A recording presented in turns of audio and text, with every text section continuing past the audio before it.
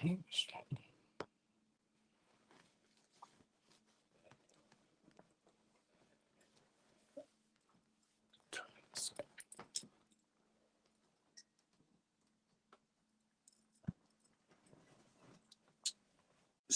Yasharala and all others that might be looking at this particular lesson dealing with being in and out of the spirit. It's very important that, you take notes and pay attention to what's going down to determine whether you're in the spirit or out of the spirit. I started this and I really couldn't, go any further. I got to continue to go in it. There's so much to be covered within, being in the spirit and being out of the spirit. We got to look at, because most of the time you read the Bible, we out of the spirit because 2/3 of our people, the majority of our people they're not in the spirit. So it's very important that we, do a self-examination of ourselves all the time so that we can, look at trying as much as we can to be in the spirit, or you're gonna be out of the spirit.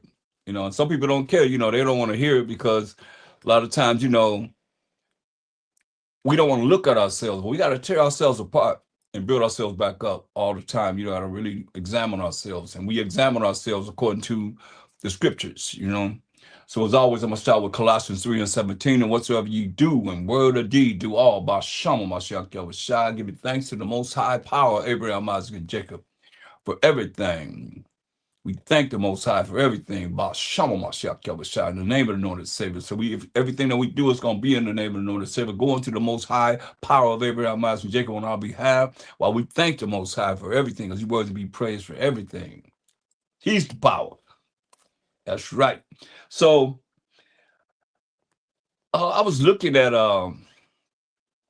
looking at us and what we were dealing with and how we were dealing, and really, dealing with the Most High. So, like I said, it's going to be more of out of the spirit than in the spirit, because the reason why we're in the condition we in now is because we were out of the spirit. You know what I mean? And these are the things that we have done that if you don't really know our story, then you can just imagine, a lot of people just thinking about the world began whenever they was born in this world. And that's a lie. This world been going on long before we were here. And it's our record right here in the Bible. So we're going to look at it. That's why look at Jeremiah 6, the 6th chapter, and verse 19.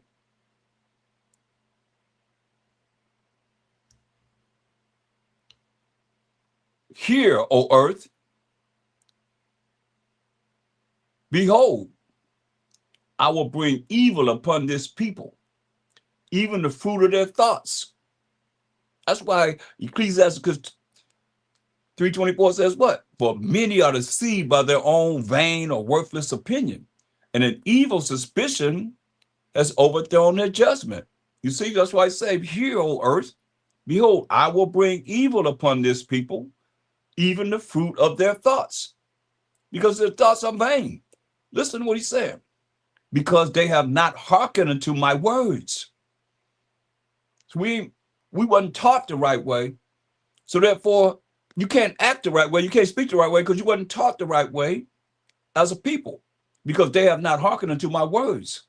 That's why whatever you deal with in life, you should be able to compare it to what you have learned from the Bible. But if you haven't learned what the words of the Most High is telling us, then how would you be able to operate in listening to His words and applying it in your life if you really don't know what the Bible's talking about? Listen, hear, O earth. The earth is the ground. I mean, he's talking to the people that's on the earth. Behold, I will bring evil upon this people, even the fruit of their thoughts, because they have not hearkened unto my words, nor to my law. Keep this important. Keep this in mind, because this is very important. He said, nor to my law, but rejected it. You hear that? But rejected the law of the Most High, like they say right now. We're not under the law, but we're under grace. And you run with that, not knowing that the Most High said he bringing evil upon us because we didn't hearken unto his words that's in this Bible, nor to his law that he wrote with his finger, but rejected it until this day. So you wonder, because it's going to be beyond, you can see what's going on right now. It's not going to get better. It's going to escalate. And those that are not in the spirit with the Most High, you're going to have to deal with it.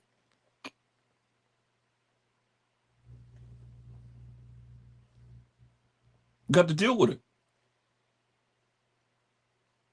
That's why we have to look at least I'm looking at, my ancestor Jeremiah right now, as I'm bringing him out. As he went to our people, the children of Israel, that's in captivity, and speaking to them, and hear what the Most High said, we ain't want to listen to his words. You're going to see this, like it is today. And we didn't hearken to his law, but rejected his law, as it is today.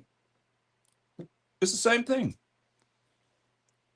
That's why the Most High said in verse 16, he said, thus said the Most High, stand ye in the ways and see, and ask for the old paths. That's why we read in the Bible, we read going all the way back to Jeremiah. Where is the good way? Where is the good way?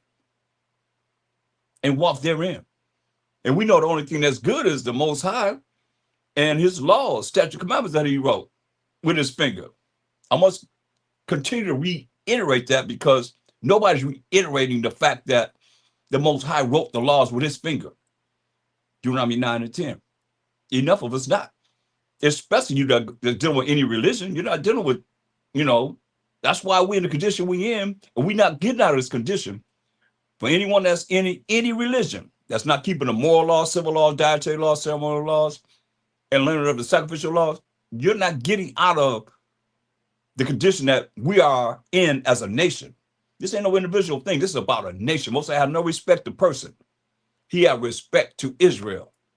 Exodus 2:25. You better check it out. That's us as a whole. So, because he put, let me show you. He put the righteous and the wicked into captivity. So any of you think that the salvation coming to anyone that you call righteous, they still got to deal with the same thing that the chosen people that we are had to go through, or they're the chosen. Make sense? I mean, listen, Ezekiel 21 and 2, son of man, Ezekiel 21st chapter, verse 2. Let me show you. Son of man, set thy face toward Jerusalem, and read from Jerusalem, the Israelites, and drop thy word toward the holy places, and prophesy against the land of Israel. The people that's in the land of Israel, we the children of Israel, and say to the land of Israel. You can't just talk to the ground. He's talking about the people that's in the land, the Israelites. Thus said the Most High, behold, I am against thee. Talking about us. And I will draw forth my sword out of his sheath, and will cut off from thee, from the land of Israel, the righteous and the wicked. There you go. So anyone want to justify any other nation that's not of the 12 tribes of Israel that they claim are righteous, this is what he did to the righteous and the wicked of we, his holy people. He said, I'm going to cut off from you the righteous and the wicked. You see? Seeing then that I will cut off from thee the righteous and the wicked, therefore shall my sword go forth out of his sheath against all flesh. Against all flesh. That means everyone. The righteous and the wicked.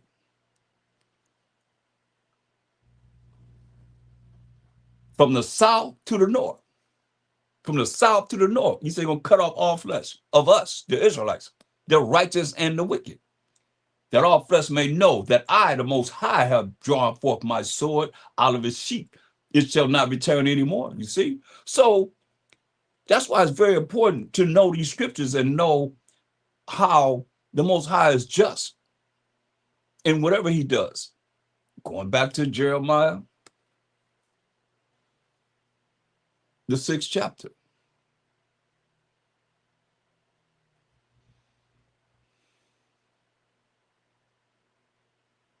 Verse 21. Therefore, thus say the Most High, behold, I will lay stumbling blocks before this people.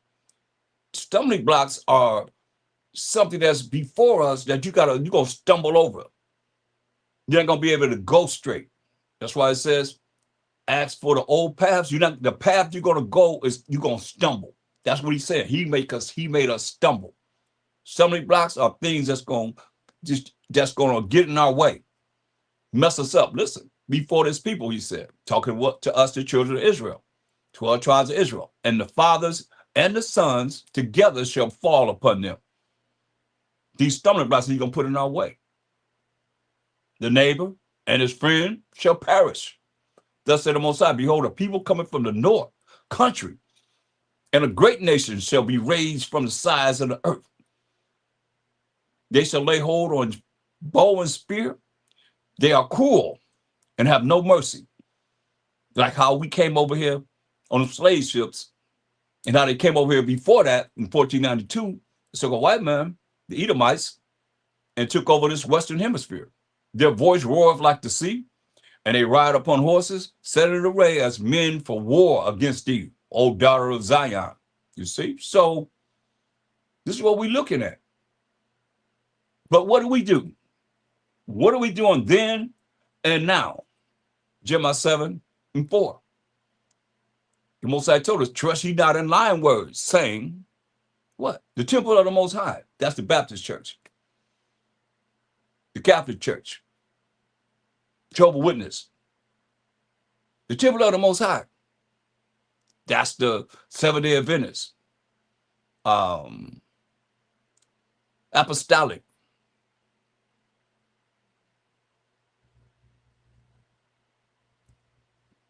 The temple of the Most High. The temple of the L-O-R-D, Salakia. Most High about Shama Shaka. I'm supposed to be even saying that. I'm reading it. I'm not supposed to be saying that. Salakia. That's like B-A-A-L.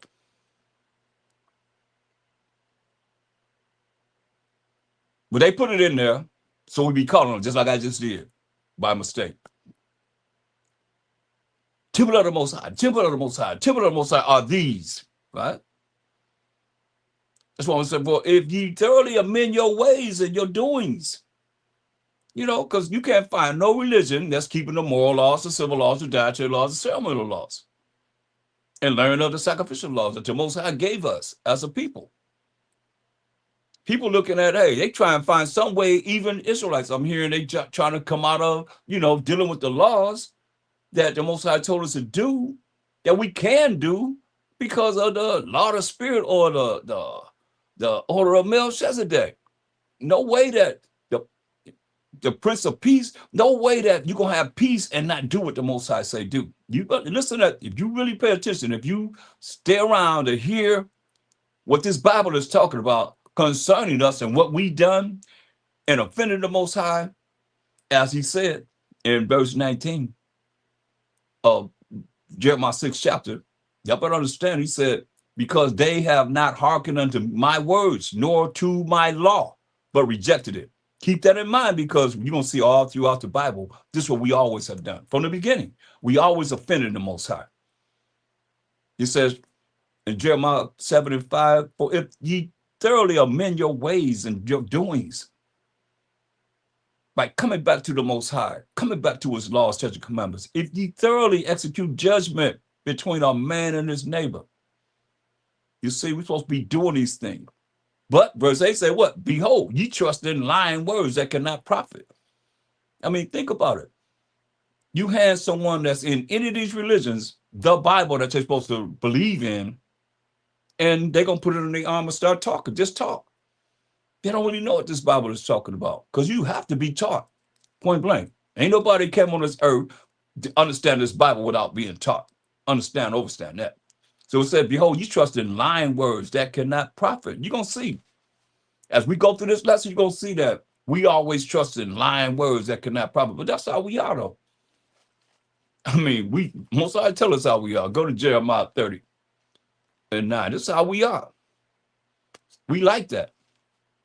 That's why when I look at, people that come before me all these years, and they speak the same thing, lying words. That's why it says Jeremiah 30 and 1. Woe, destruction. It's from the Most High. It said destruction to the rebellious children, said the Most High. That take counsel, they listen to somebody, someone in one of these religions, or some type of philosophy or lies that they've been taught, that they love, that they believe in, and regurgitate, and say, where is that in the Bible? They can't show you. You know what it says? They take counsel, they listen to someone, but not of me, he said. Because they listen to the Most High, and they be going by what this Bible is saying. This is only what we know him. You can't make up your own Most High in your own mind. Come by their own vain opinion. You allow the devil, which is the evil suspicion, make you make the wrong judgment. But not of me, he said. And that cover with a covering, they cover with something, but not of my spirit. That's what we're looking at. You in the spirit or you out of the spirit? You said they cover with a covering, but not of the Most High Spirit, that they may add sin to sin. And don't even realize it. That's what they say. Verse 9. That this is rebellious people, lying children, see? They got the lies from whoever it is that told them the lies. Well, that's how they love it, though. Listen. Lying children that will not hear what? The law of the Most High. That's when we talk about the law. You hear me say the law. So if you can't really receive the fact that the Most High wrote the laws with his finger. And here we are doing whatever we want to think. We can do whatever you want to do. And it's okay with him. Your Jesus, no, he didn't break the laws of the Most High. He kept the laws of the Most High. He was an example that it could be done. Why he came in the form of flesh like every other man and was tempted just like every other man. And he did not sin. That it can be done. It's just where your sacrifice at, where you at, as far as really trying to make it to the kingdom and please the Most High first and foremost. That this is rebellious people, verse 9, lying children that will not hear what? The law of the Most High. Hear that? Isn't that the same way it is today? Because y'all saying, we're not under the law, we're under grace. Don't even know that you are under the law. Everybody gonna follow the Most High, or you gonna perish, point blank.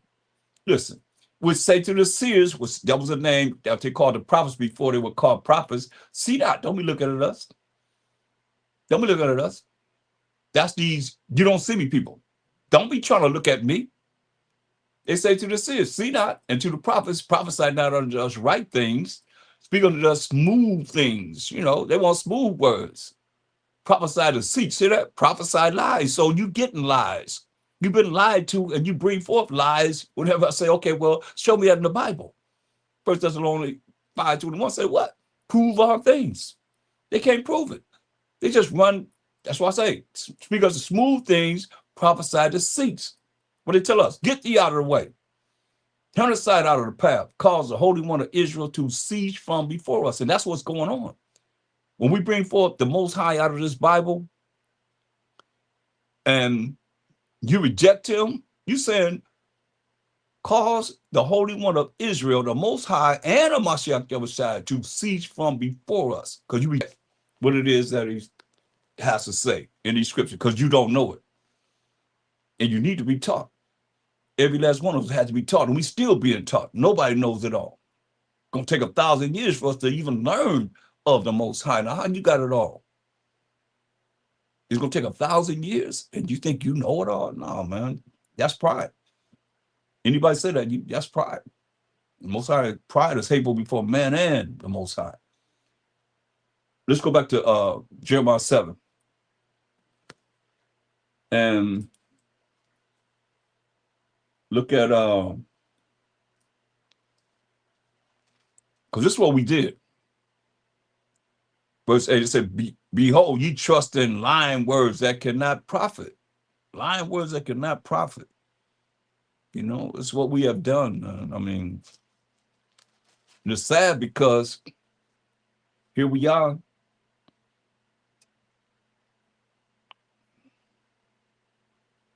It's the same as when I look at, in the spirit, looking at where we came from, going back to the old paths, the old way, where we reading here, I can relate to right now. how we were programmed this way, and then going through slavery and looking at how we were programmed not to understand the laws that the Most High gave us, it's apparent that here we are now following the same way. Listen, Jeremiah 5:13.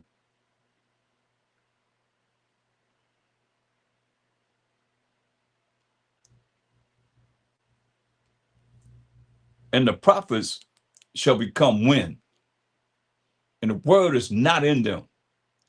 Thus shall it be done unto them.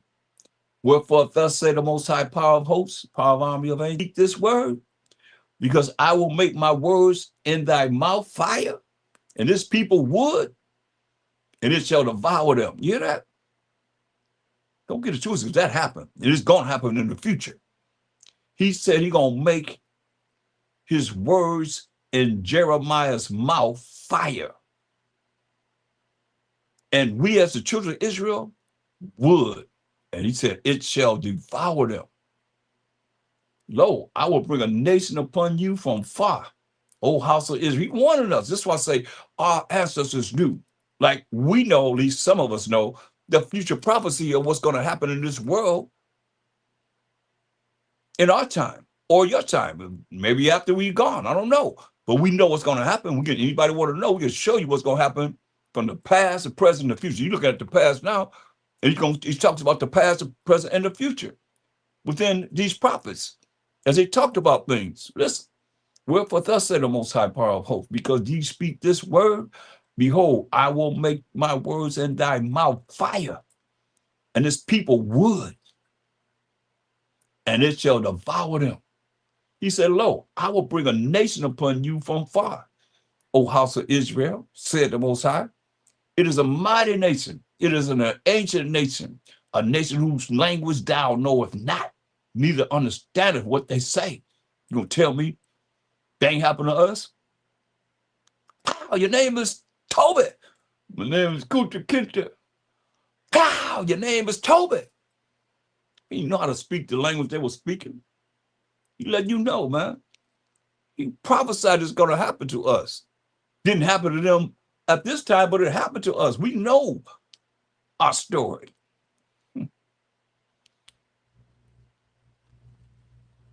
Look, 18, verse 18. Nevertheless, in those days, said the Most High, I will not make a full end with you. So I ain't gonna kill all of you. And it shall come to pass when you shall say, wherefore doeth the Most High all our power, all these things unto us? When we ask, why is the Most High doing all these things to us?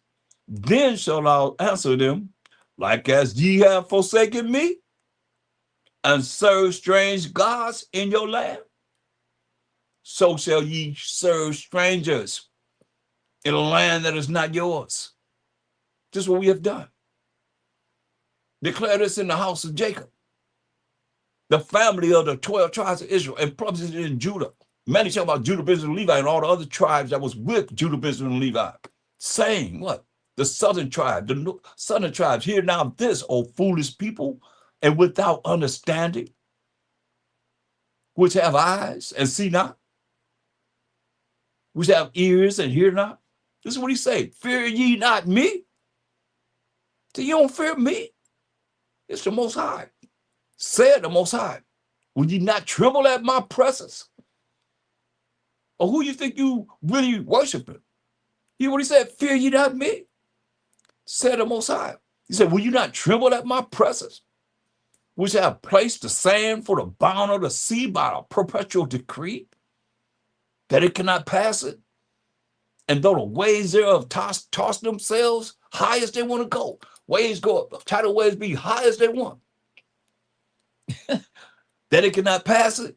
They can't go past that sand. And though the waves thereof toss themselves, yet can they not prevail. Though they roar, yet can they not pass over it. But this people have a revolting and a rebellious heart. That means a revolting and rebellious mind. They are revolted and gone. Neither say they in their heart, Let us now fear the Most High our power. Let us not be afraid and be scared of the Most High our power, that giveth rain, both the former and the latter. In his season, he reserved us unto us the appointed weeks of the harvest. Your iniquities have turned away these things, and your sins have withholden good things from you. And see, verse 28 says what? They are waxing fat. We live in large, he said. They shine. We shining, he said. Yeah, they overpass, as Israel. They overpass the deeds of the wicked. They judge not the cause of the fatherless, yet they prosper. And the right of the needy do they not judge, man. Shall I not visit for these things, said the Most High? Shall not my soul be avenged on someone while we in the condition we in? Just way before we was even born. He telling us this. Our ancestors knew this. And wonderful and horrible things is committed in the land. The prophets prophesied falsely, as they do today. Don't that sound familiar? These priests are not teaching the truth. The prophets prophesy falsely, and the priests bear rule by their means. And my people love to have it so. Remember, they love to hear lies. Prophets prophesy to us deceits.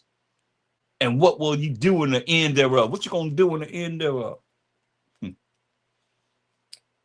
I know what you're going to do in the end thereof. Well, so I tell you, Amos 9 and 10. Amos 9 and 10, all praise to the Most High. All the sinners of my people shall die by the sword. The Most High's people are the 12 tribes of Israel, which say the evil shall not overtake nor prevent us. That's the judgment right there. So now, man, this is what happened with us and to us. Going back to Jeremiah 7. Cold-blooded.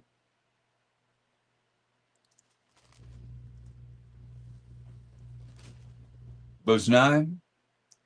Will you steal, murder, and commit adultery, and swear falsely, and burn incense unto Baal, which is Lord? Baal means Lord. Baal means Master. Baal means also Husband. This is what we've been doing. And they put it in our face, knowing that, you keep something from us, you put it in the book. So they put it in the Bible dictionaries because we're not supposed to be, they didn't think that we would have enough intelligence to open up dictionaries and look for the meanings of these words. But we have. And burn incense unto Baal. A lot of you still doing that because think about it, you burning your incense, your frankincense and myrrh, and you praising the Lord. They know you're going to call on Baal, but you still calling on Baal if you praising Lord. You understand? That's real simple. Children understand this. Why adults can't? Because y'all, just like we just said, rebellious. And walk after other gods, whom ye know not. These religions. You can't tell me that Jeremiah knew about Catholic Church or any of these religions. Baptist, Church of God, Church of Jesus, Church of Christ, whatever.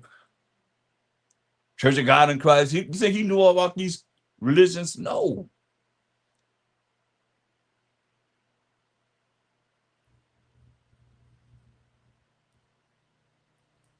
And come and stand before me in this house. You hear that?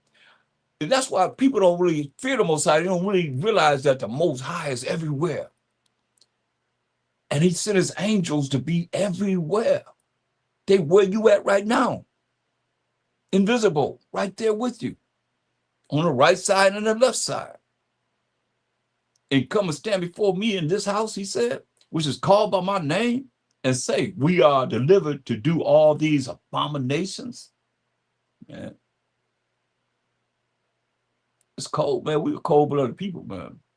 He said, is this house, which is called by my name, become a den of robbers in your eyes? Behold, even I have seen it, said the Most High. You know, they're taking all the people's money. Women don't even have money for their baby's diapers, milk, take everything. Instead of giving, you're supposed to collect money to give, to help the people. Not take money from the people and for yourself. And you're not there to help someone that needs help. That's what this is about. No more, no less. And welcome, Shalom.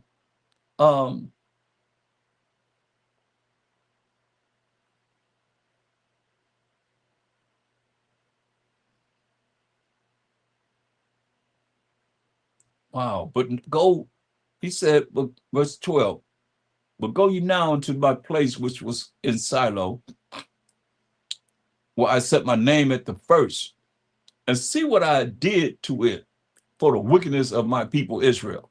I know one thing. I went to Israel. I went from the south to the north, from the north to the south, and everything in between. And man, the Most High, his word is true, y'all. He made it desolate. He really made it desolate.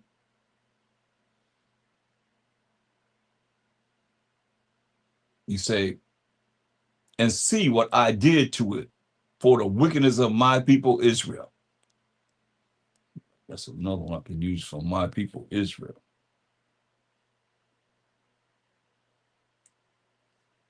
And now, because ye have done all these works, said the Most High, and I spake unto you, rising up early and speaking. Hear that? But ye heard not, and I called you, but ye answered not.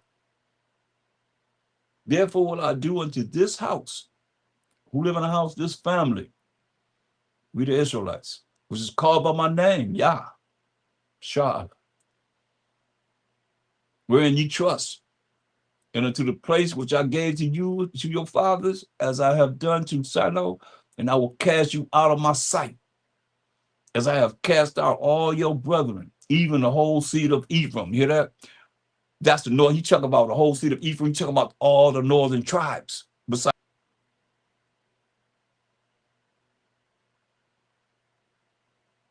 the thing about, I look at us like this. You know, we look and we seen and we experienced the power of the Most High. What he did to the Egyptians, 10 plagues. We witnessed it. We was there. We seen it. And got to the Red Sea, started murmuring. He opened up the Red Sea, went across dry ground, murmured in the wilderness, against him. That's what people don't realize. They murmur against man, but really when you represent the Most High, like everything we're dealing with here is in the name of the anointed Savior. By Shama Mashiach Yahushua, going to the Most High. So it ain't, when you complaining about what it is that the Bible is saying, and you use me as an example to complain about what it is that you reading for yourself, you dealing with the Most High, you going against the Most High. That ain't me. That ain't me you got a problem with. You got a problem with the Most High, his word. That's why it said, hey, rebellious. He said, whoa. That's the first thing he said in Isaiah 31, right? Whoa, destruction to you, he said.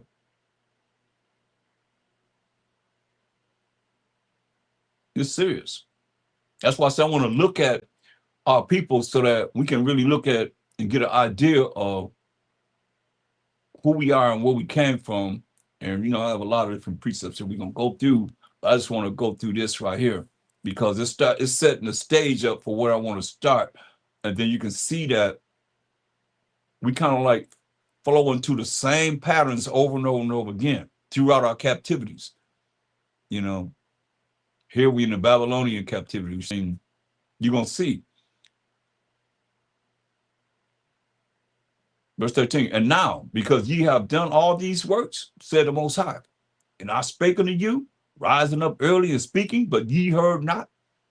And I called you, but ye answered not. You gotta just talk about the Most High. That's why I say you're supposed to fear him. People they don't want to hear that. Therefore will I do unto this house, which is called by my name, wherein ye trust, and unto the place which I gave to you, and to your fathers, as I have done to Shiloh, and I will cast you out of my sight, as I have cast out all your brethren, even the whole seed of Ephraim. So Most I say, he's going to cast us out of his sight because we didn't want to follow his laws.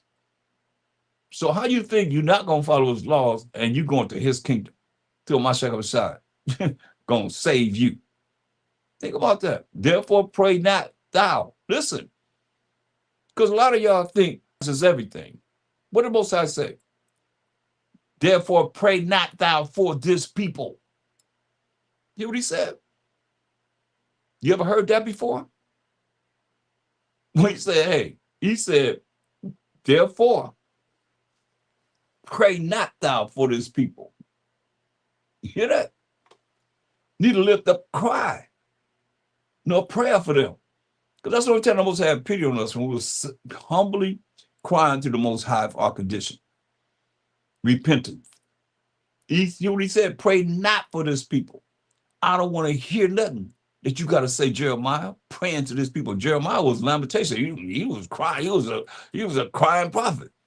But the Most High said, what? Cry not for this people. You need to lift up a cry or prayer for them. You need to make intercession to me, for I will not hear thee. That's deep. Meditate on that. Because a lot of people think that they're so, in their mind, they're so in touch with whoever they think the Most High is, but they can't really go in the Bible and show him scripture after scripture, precept after precept, precept after precept, line upon line, here a little and there a little, which everybody that's called himself an Israelite, we should be able to do that. That's first and foremost. So I don't know how we'll get out of here. We don't know him. We got to show him. We got to show who he is. You hear what he said? This apply to a lot of people that exist today. He said, for this people, neither lift up a cry, nor prayer for them, neither make intercession to them, to me, for I will not hear thee. That's deep. Seeing thou not what they do in the cities of Judah and in the streets of Jerusalem? You see what these people are doing?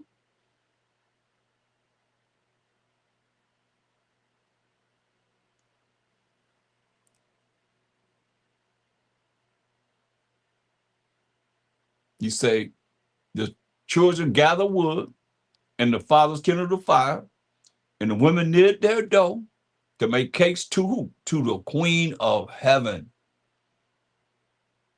And to pour out drink offerings unto others may provoke me to anger. And that's why if you look at my thumbnail, you'll see the light shining, the light, you'll see a woman in the sky, in the light. And the people supposed to be following the Most High, about Mashiach side. They following that woman. Who is she? The Queen of Heaven. They pour out drink offerings unto other gods, that they may provoke me to anger. That's why you in the spirit or you out of the spirit. You know, you're going to see a lot of things that is out of the spirit that appear as being in the spirit. That's why when you go, that's why where is she at? She's in the light, right? It's no different than what you see here. And 2 Corinthians 11 and 14. 2 Corinthians 11 and 14. What does it say? And no marvel, for Satan himself is transformed into an angel of light. And that's what she looked like up in the sky, like an angel of light. And you have those, like he just said, following that angel of light, Queen of Heaven. Therefore, it is no great thing if his ministers also be transformed as the ministers of righteousness. That's why they think that, hey, that's what time it is. That's what we're supposed to be doing. A lot of you, that's what you're dealing with. No different than what we're seeing here. You know, they're pretending like they're righteous, but what is righteousness? The righteousness is keeping of the laws and the commandments of the Most High. Deuteronomy 6:25. All day long. It ain't going nowhere. That's how you be righteous. But they pretend like they're righteous, but they're not going through them laws. Like I asked you, what if they supposed to be righteous, what religion is keeping the moral laws, the civil laws, the dietary laws, ceremonial laws? They're not. That's why I said, therefore, it is no great thing that if his ministers, Satan have ministers, men and women, also be transformed as the ministers of righteousness, whose end shall be according to their works. And with their works, not keeping the laws of the Most High, not teaching the laws of the Most High, not teaching the commandments of the Most High, not keeping the commandments of the Most High. That's why it says, verse 13, for such are false apostles. Deceitful workers. Remember, we love deceit. So the majority of us going to gravitate to the ones that's bringing forth lies. Deceitful workers, meaning lying workers, transforming themselves into the apostles of Mashiach. Got nothing to do with him. For real, for real. As they be telling you him, you be knowing him in the volume of the book. He say he come in the volume of the book. You should have known him right here in Jeremiah. Where he at? You should have known him in the volume of the book. Because look, you should already know this, but if you don't, you're going to know now. Look, go to 1 Peter 1, the first chapter, verse 10. See what Jeremiah had in him. Or with salvation, powers from authority, that's salvation. The prophets that we're reading about, like Jeremiah, we're going to read about a lot of prophets, have inquired and searched diligently, who prophesied of the grace, that's getting something you don't deserve, that should come unto you. Searching what? Listen to what they were doing. Searching what? Or what manner of time the spirit of a Mashiach, you hear this? Searching what? Or what manner of time the spirit of a Mashiach, which was in them, did signify when it testified beforehand the sufferings of a Mashiach and the glory that should follow. You see? But Jeremiah had what? The spirit of a Mashiach. Most people don't know that. The prophets had a spirit of a Mashiach. That's how you get to the Most High. You know, when he said, I'm the way, the truth, and the life, no man cometh to the Father but by me, and John 14 and 6, there's no New Testament. There's only the law and the prophets. So he let you know that this is what they were rolling with. And perfect example of what we just read. The prophets had the spirit of a Mashiach, which is the spirit of the Most High. Going back to Jeremiah.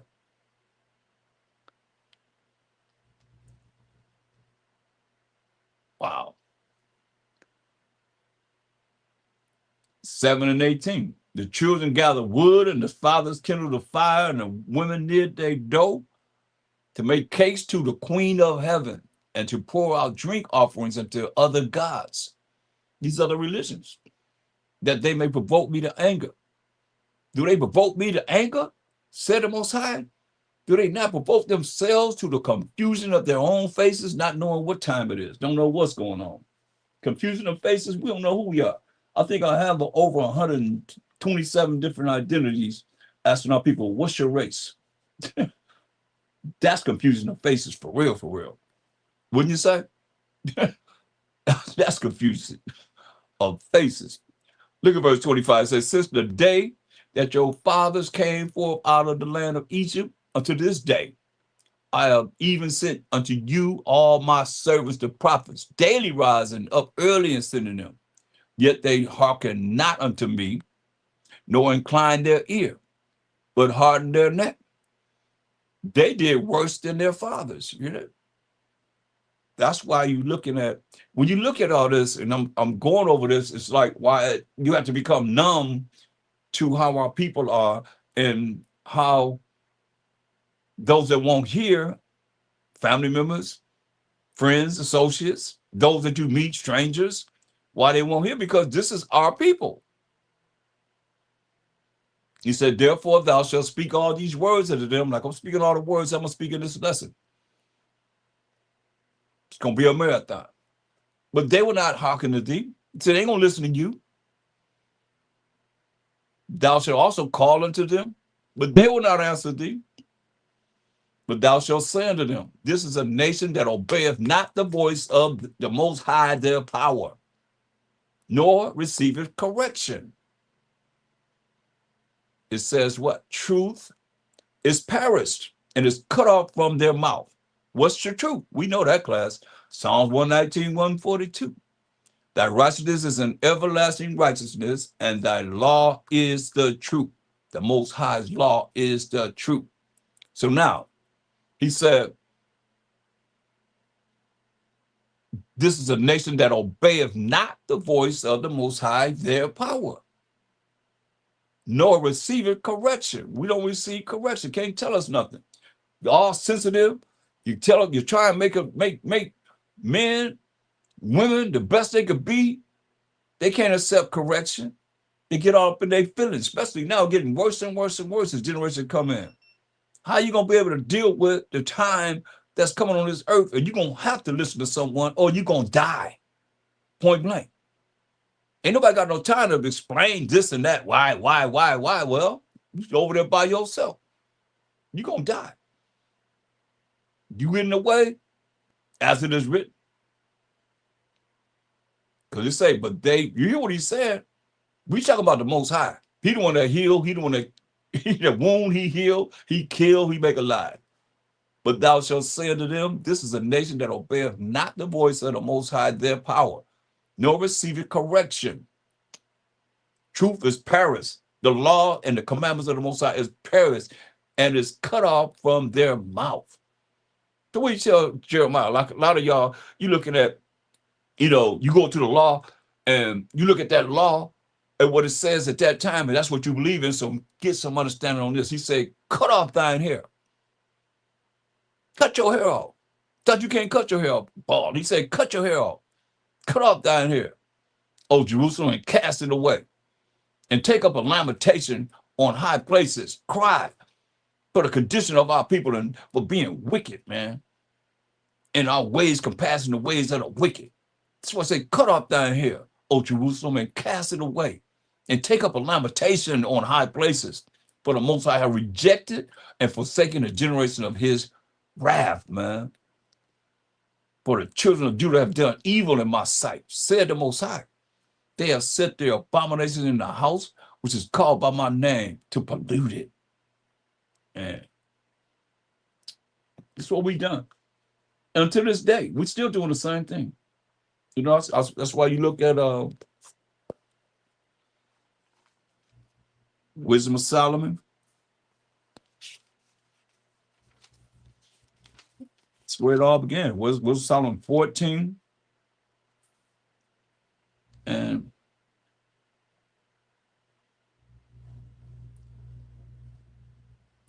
12.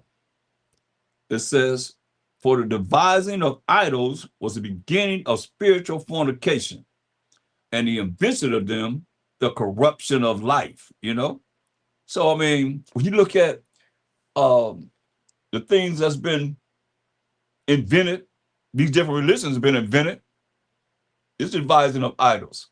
Because they're not dealing with the Most High power of Abraham, Isaac, and Jacob, who's the forefather of the 12 tribes of Israel, who is Judah, Benjamin, Levi, Simeon, Zebulun, Ephraim, Manasseh, Gad, Reuben, Naphtali, Asher, and Issachar. They're not dealing with them. They're not identifying the Most High. When they say God, they're not talking about him. Or why aren't they saying that's who they're talking about? And if they say that, then if you're not of one of those 12 tribes, then he is not your power. He is not your God at all. Point blank, he said, you only have I known of all the families of the earth, Amos 3 and 2. Therefore, I will punish you for all your iniquities. So it is what it is. But all these different, devising of idols came about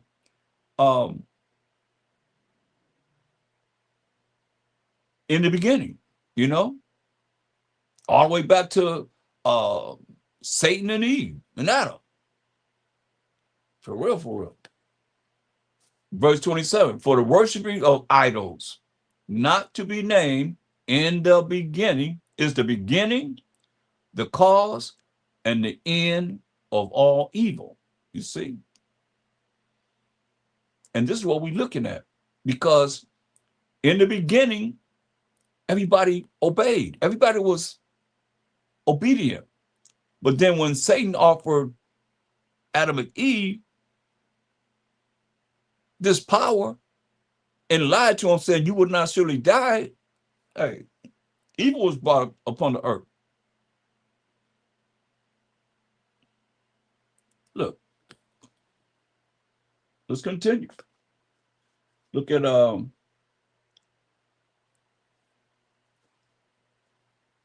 to Jeremiah 44. That's what we did. Jeremiah 44.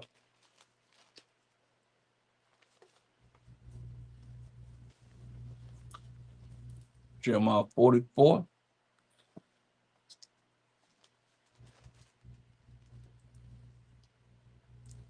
And verse 7. Therefore, now, thus said the Most High, power of hope, power of army of angels, the Most High power of Israel. See that? He the power of Israel. Wherefore commit ye this great evil against your souls, being out of the spirit, to cut off from you man and woman. We did the things that was abominable to the Most High. That's why we cut off our fault. We cut off man and woman, child and suckling, all the way down to children and babies out of Judah, to leave you none to remain. You know? In that ye provoke me unto wrath with the works of your hands, burning incense unto other gods in the land of Egypt. See? We burn incense. Think about this, man. All the nations, like he said, he came to these nations, they'd love to have the Most High, but us, nah. Nope. We find a way not to want to serve the Most High. He said, therefore now, thus say the Most High power of hosts, power of Israel, wherefore commit ye this great evil against your souls, against our own selves, to cut off from you man and woman, child and suckling out of Judah, to leave you none to remain. He said, in that ye provoke me unto wrath with the works of your hands, the things that we done. Doing what? Burning incense unto other gods in the land of Egypt, whither ye be gone to dwell, that ye might cut yourselves off, and that ye might be a curse and a reproach among all the nations of the earth. Think about that, because he scatters among all the nations of the earth. And we curse among all these nations because of what the Most High said he was going to do. You read Deuteronomy 28, 15 through 68. He told us what he's going to do, and he did it. Here we are. Have you forgotten the wickedness of your fathers and the wickedness of the kings of Judah and the wickedness of their wives and your own wickedness and the wickedness of your wives, which they have committed in the land of Judah and in the streets of Jerusalem? See, they are not humble even unto this day, neither have they feared. People don't fear the Most High. I mean, be scared of them. Be afraid of them. Nor walked in my law. Hear that? Nor walked in my law. So what's the difference between here and Jeremiah, the 44th chapter, and this day, when the people have not walked in the law? It's real. Understand what I'm saying? You're going to see that during certain periods of time, it's the same thing all the way to now. We have not walked in the Most High's law, nor in my statutes that are set before you and before your fathers. Therefore, thus say the Most High power of hope, power of army of angels, the power of Israel. Behold, I will set my face against you for evil and to cut off all Judah. That's why you got to be in the spirit. Because you out of spirit, he's doing that. He already done this. He's going to continue to do it. You ain't going to see no kingdom at all. And I will take the remnant of Judah that have set their faces to go into the land of Egypt, to sojourn there, and they shall all be consumed. So I'm going to kill them all and fall in the land of Egypt. They shall even be consumed by the sword and by the famine. They shall die from the least even to the greatest. No matter how much money you got, he said, I'm going to kill you. So you want to go to Egypt and be wicked and evil against him?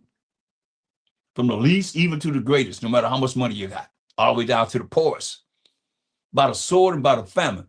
And they shall be an execration, an astonishment, and a curse, and a reproach, disgrace within the land of Egypt, because we did not want to walk in the Most High's laws. This is how important this is. For I will punish them that dwell in the land of Egypt, as I have punished Jerusalem by the sword, by the famine, and by the pestilence. You know, killed us with the sword, killed us with food shortage, famine, and by the pestilence, diseases. and so forth. So that none of that remnant of Judah which are gone into the land of Egypt to sojourn there shall escape or remain, that they should return into the land of Judah, to the which they have a desire to return to dwell there. For none shall return, but such as shall escape. He said, I'm going to kill them all, except for the ones that escape. But what if they escape? Then all the men which knew that their wives had burned incense unto other gods, the men knew that their wives had burned incense unto other gods, and all the women that stood by, a great multitude of women, even all the people that dwell in the land of Egypt and Pathros, answered Jeremiah, saying, look what they said. Think about this. This is what they said concerning Jeremiah that brought the word of the Most High. Remember, Most High said he get up early to send the prophets to prophesy to us. He said, look, as for the word that thou hast spoken unto us, in the name of the Most High, you put him in there. That's Yahweh about some of us, Shy.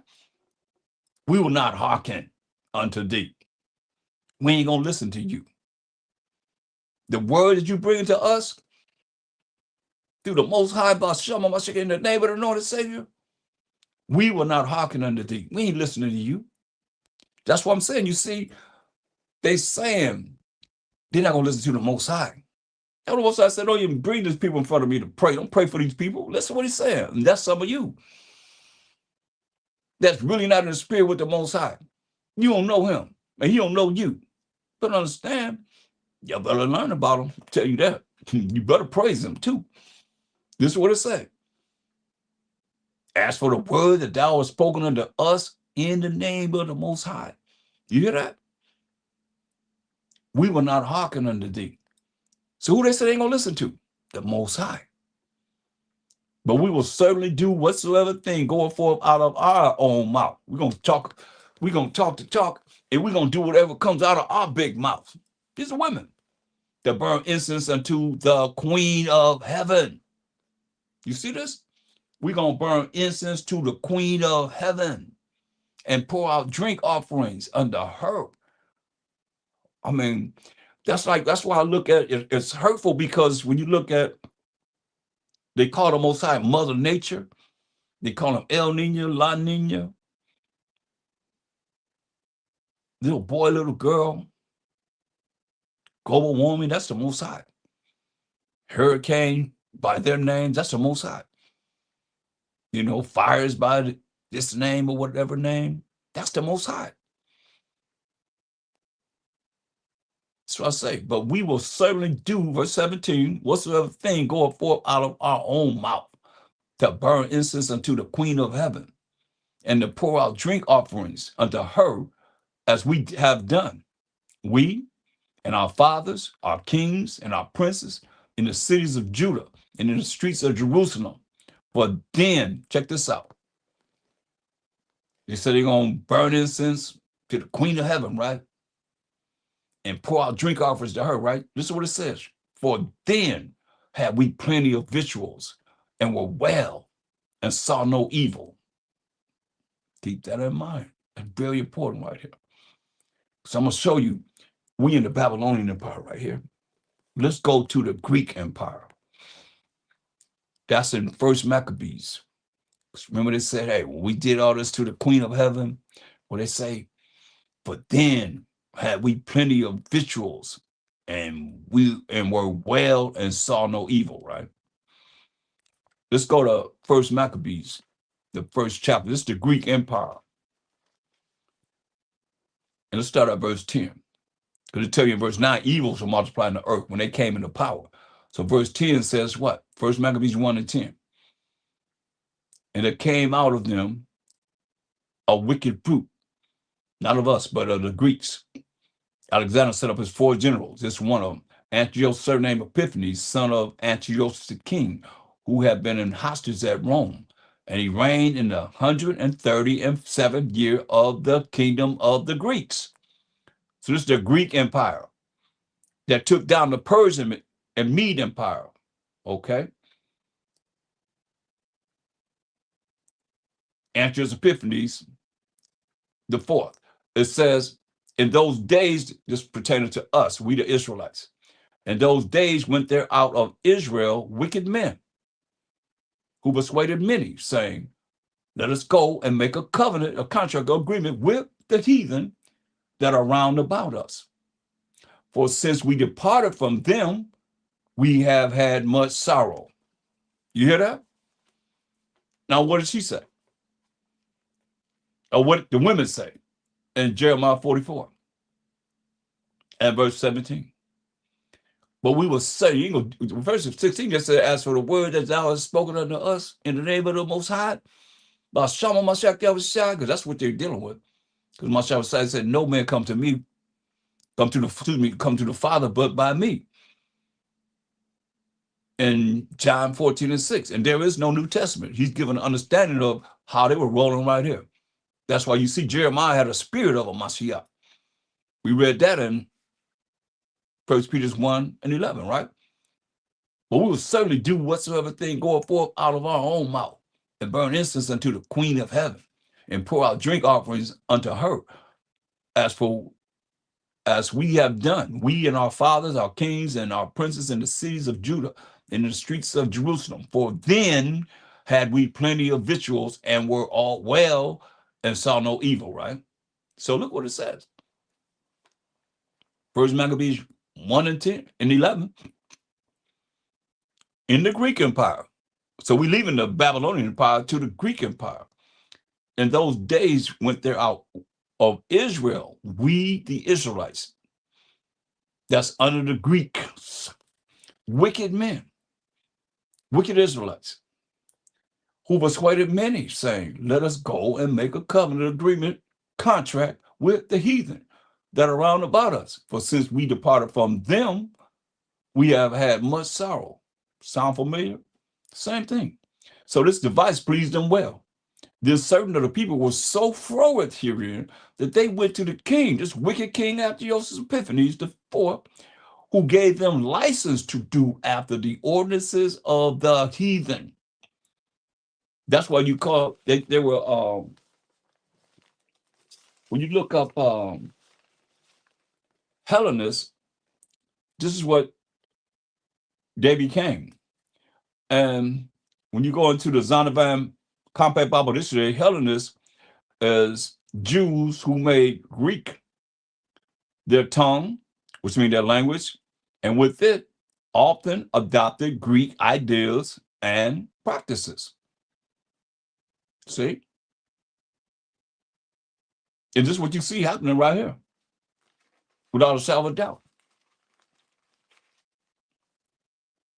In First Maccabees 1 and 11, the last thing says what? For since we departed from them, from these heathens, we have had much sorrow. So this device pleased them well. Then certain other people were so froward herein that they went to the king, who gave them license to do after the ordinances of the heathen, right? So this wicked king Antiochus Epiphanes gave them a license to do after the ordinances of the heathen, right? Look what they did, because a lot of y'all caught up in this right now. Whereupon they built a place of exercise. Y'all go to these gyms and so forth at Jerusalem, according to the custom of the heathen. And the Most High told us in Jeremiah 10, 1 and 2, learn not the ways of the heathen, but these are the customs of the heathen, these gyms and so forth. This is what they did. The custom of the heathen, and made themselves uncircumcised. Hear that? And made themselves uncircumcised, and forsook the holy covenant, the holy laws of the Most High, the holy commandments of the Most High, and statutes of the Most High, and joined themselves to the heathen, and were sold to do mischief, as it is today. Let's look at Jeremiah 9:25. Jeremiah 9 and 25. So they want to be like the heathen, made themselves uncircumcised, like the heathen, right? Jeremiah 9 and 25. It says, behold, the days come, said the Most High, that I will punish all them which are circumcised with the uncircumcised. You hear that? He said he's going to punish them which are circumcised with the uncircumcised. That's what they have done. They circumcise themselves with the uncircumcised. That's what Moses said. He's going to punish them. And that's what they're doing. They made a contract. They made a covenant. We're going to be like the heathen. Oh, yeah? And look at 2 Maccabees 4. 2 Maccabees 4. We're still in the Greek Empire, y'all. 2 Maccabees, the 4th chapter. And we can start at verse 7. Check this out. But after the death of Seleucus, when Antiochus called Epiphanes, same wicked king, the fourth, took the kingdom, Jason, the brother of Onias, labored underhand to be high priest. So he underhandedly, labored to be a high priest. Look how you're going to try and win his way over with the king, promising unto the king by intercession 303 score talents of silver. A score is 20. So that's 360 talents of silver. And of another revenue, 80 talents. 80 more talents. Beside this, he promised to assign 150 more, if he might have license to set him up a place for exercise. See? And for the training up of youth. That's why even in the Inquisition, when they dealt with our children, they started with our children. The Inquisition was dealing with our children. You see, there's nothing new under the sun. Training up of youth. Get our little children in the fashions of the heathen. You see that? And to write them of Jerusalem by the name of Antiochians. Hear that? Like we Americans named after Amerigo Vespucci. They were called Antiochians. So what's your race, brother? I'm Antiochian. I'm an Antiochian. You see? Nothing new under the sun, same thing. Which when the king had granted, in the place of exercise and get our youth and make them be called Antiochians, which when the king has granted and he has gotten into his hand the rule, because Seleucus, Cassander, and Lysimachus and Ptolemy, they were the four generals that Alexander the Greek had set over his kingdom when he died at the age of 32. You see, Seleucus had just passed, so Antiochus Epiphanes the fourth taken over Seleucus' rule that he had, which when the king had granted and he had gotten into his hand the rule, see, the rulership of what Seleucus had, he forthwith brought his own nation to the Greekish fashion. You see, when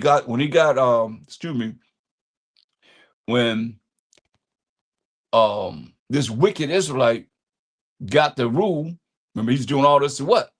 That he can become who? The high priest, right? So when he got the rule, he forthwith brought his own nation to the Greekish fashion. That means they became Hellenized, like I just read to you. Greek-speaking Jews that took on the culture of the Greeks.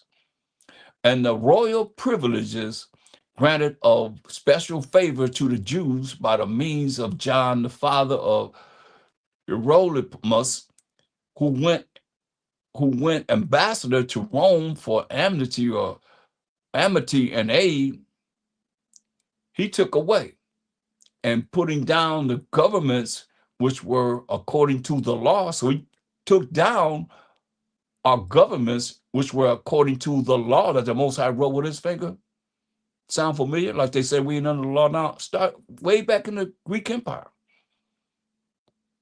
The governments which were according to the law, he put them down, took them out of power. He brought up new customs against the law. You hear that? He brought up new customs against the law. This is the law that Most High wrote with his finger. Moral laws, civil laws, dietary laws, ceremonial laws, and sacrificial laws. We still had the law of sacrifice at this time. Well, he built gladly a place of exercise under the tower itself. So all these gyms is all Greek fashions, heathen customs, and brought the chief young men under his subjection and made them wear a hat, you see? But he built these gyms of exercise. We didn't do that. That's the heathen custom. They were up in them gyms butt naked. Y'all done seen the movies. Y'all know that's real. Wrestling and doing all the stuff up there butt naked. Doing all kind of other stuff too. Now, such was the height of Greek fashions. You hear that? The Edomites, the so-called white man's fashions. An increase of heathenish manners. You hear that? Heathenish manners. I tell you what, they what's that Little Boots, the uncut version of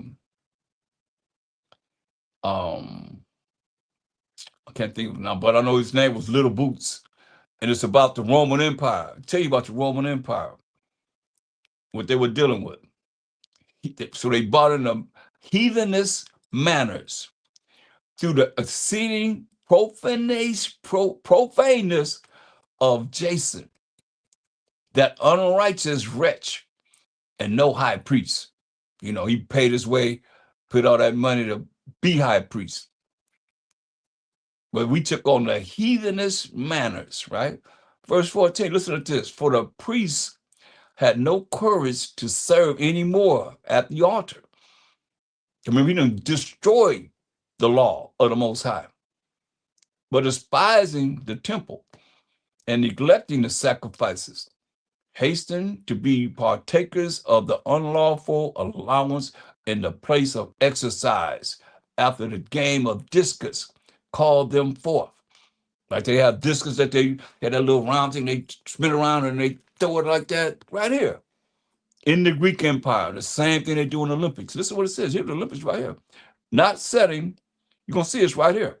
Not setting by the honors of their fathers, not settling or setting by the honor of our forefathers, Abraham, Isaac, and Jacob, but liking the glory of the Grecians best of all. You hear that?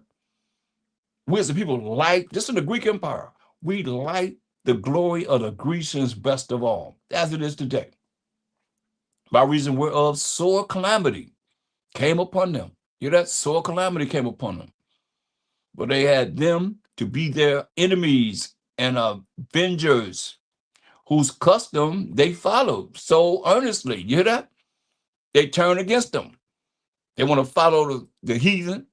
And it's what it says. By reason whereof sore calamity came upon them, for they had them to be their enemies and avengers, whose custom they follow so earnestly, and unto whom they desire to be like in all things. You hear that? Want to be like them in all things, just following their way. For it is not a light thing to do wickedly against the law of the Most High. I'm going to read to you again. But it's not a light thing for any of you out there that hear my voice, and you hear what the Most High is saying. For it is not a light thing to do wickedly against the laws of the Most High. But the time following shall declare these things.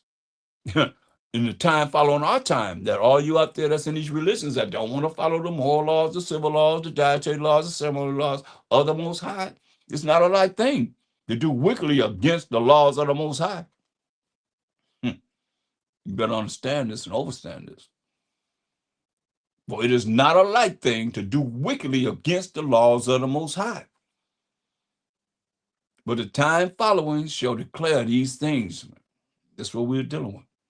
They start dealing with all kind of idolatry, following their gods and so forth, as it is today. You handle the Bible, they don't know about the Most High. They don't really know about the Most High.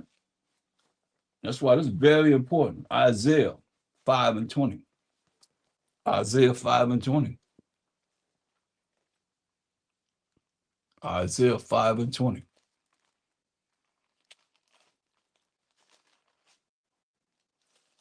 We're looking at being in the spirit and out of the spirit. Isaiah 5:20. Woe, which means destruction, unto them that call evil good. That's what we just read about. So we started this lesson. Woe, destruction unto them that call evil good and good evil. What's good? Y'all should know that by now, class. What's good? We know the Most High is good, first and foremost. Let's get him. Matthew 19:6. The only one's good.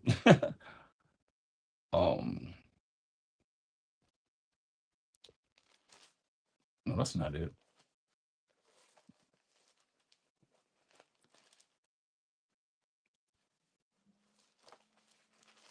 Is that where I want to go? I might put that mark. Hold on. Matthew 19:6.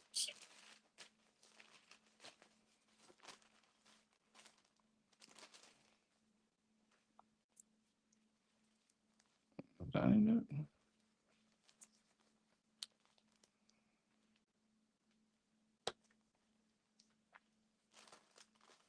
Let's see. Hold on.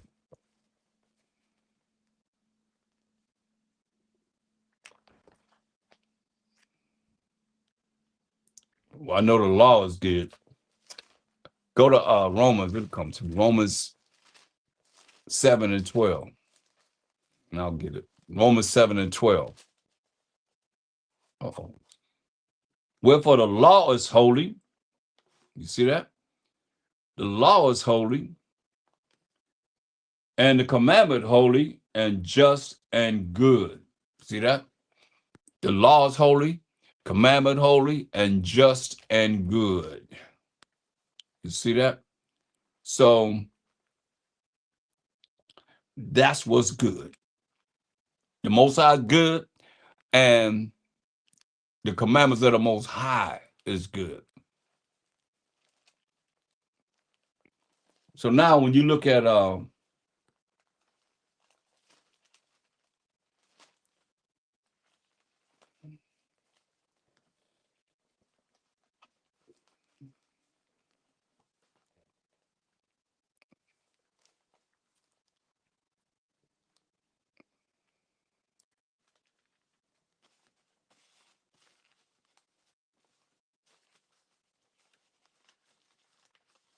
Isaiah 5:20 again. Let's go back there.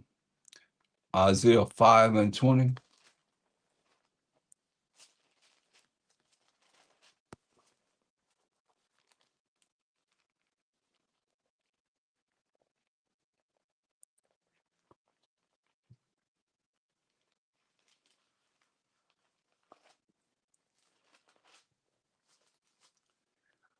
Woe, destruction unto them that call evil good and good evil.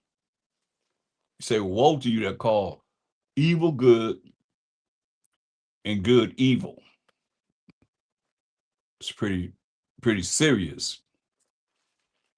Very serious. You call evil good and good evil. You call the commandments of the Most High. And that's how people act. We ain't under no law. They get an attitude about when we say, hey, you got to keep the commandments. You got to repent to keep the commandments of the Most High. They get attitude. That's why it's an instruction to you that call evil good and good evil, that put darkness for light and light for darkness, that put bitter for sweet and sweet for bitter. Everything is like opposite. And that's how you've been programmed. Most of the people, they've been programmed opposite of how they should be thinking as far as to be spiritual. I'll say that. As far as to be spiritual, they're not, really dealing with how to be spiritual. And the only way you can be spiritual is you do what's good. You follow who is good. You know what I mean? That's the only way you're going to be spiritual. It says, verse 23, which justify the wicked for reward, like they did. Remember? Gave him all that money to be high priest. Well, no high priest.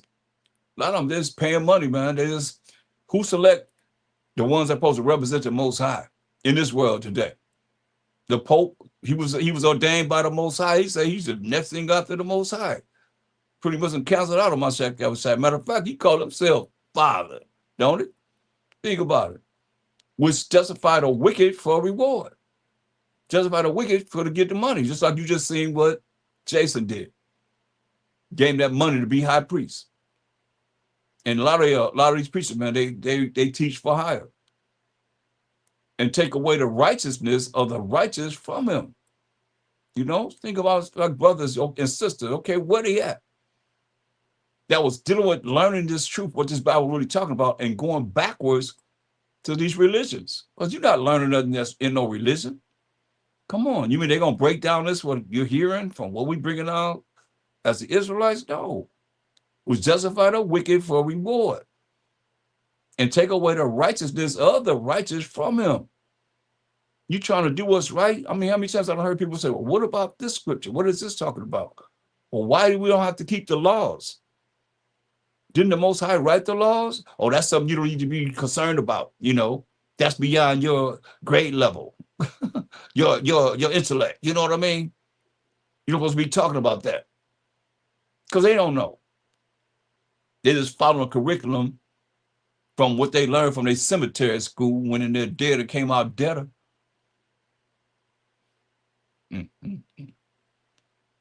They would say, was justify the wicked for reward. They justify what they've been taught for the money that they get, pass the plate, and take away the righteousness of the righteous from him. How many people, where did they go? They were learning this truth that I know 30-something years ago, almost 30-something, way into the 30s years ago. Where did they go? They went backwards. They went back to religions. If they're getting all excited about somebody dancing, they talking about they got the Holy Ghost. Come on, make that make sense. When the Most High say the Holy Spirit gonna bring all things back to your remembrance, you're supposed to be knowing what this Bible talking about. This is what he said. Therefore, as the fire devoureth the stubble, like the fire devoureth tumbleweeds, and the flame consumeth the shaft, the part of the wheat that's just blown away, the fire devoureth the shaft of the wheat, so their root shall be of as rottenness, and their blossom shall go up as dust, because they have cast away the law of the Most High Power of hosts, and despised the word of the Holy One of Israel. Man, y'all better hear this. Therefore is the anger of the Most High kindled against his people, and he has stretched forth his hand against them all night long. You've heard what? We didn't want to listen to the Most High. We, as the children of Israel, didn't want to follow his laws. Therefore is the anger of the Most High kindled against his people, we the 12 tribes of Israel, and he has stretched forth his hand against them, and has smitten them, and the hills did tremble, and their carcasses were torn in the midst of the streets. For all this, his anger is not turned away, but his hand is stretched out still. Man. But we didn't want to listen. Therefore, we became as it is this day. But somewhere or another, we're going to learn. We're going to learn one way or another.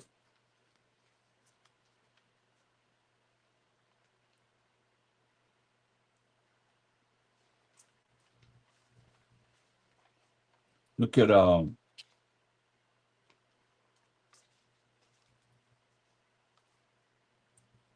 Second Ezra.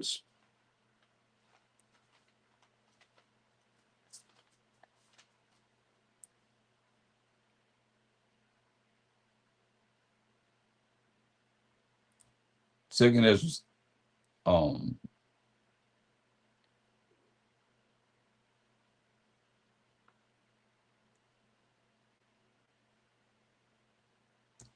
Look at verse 2 Ezra.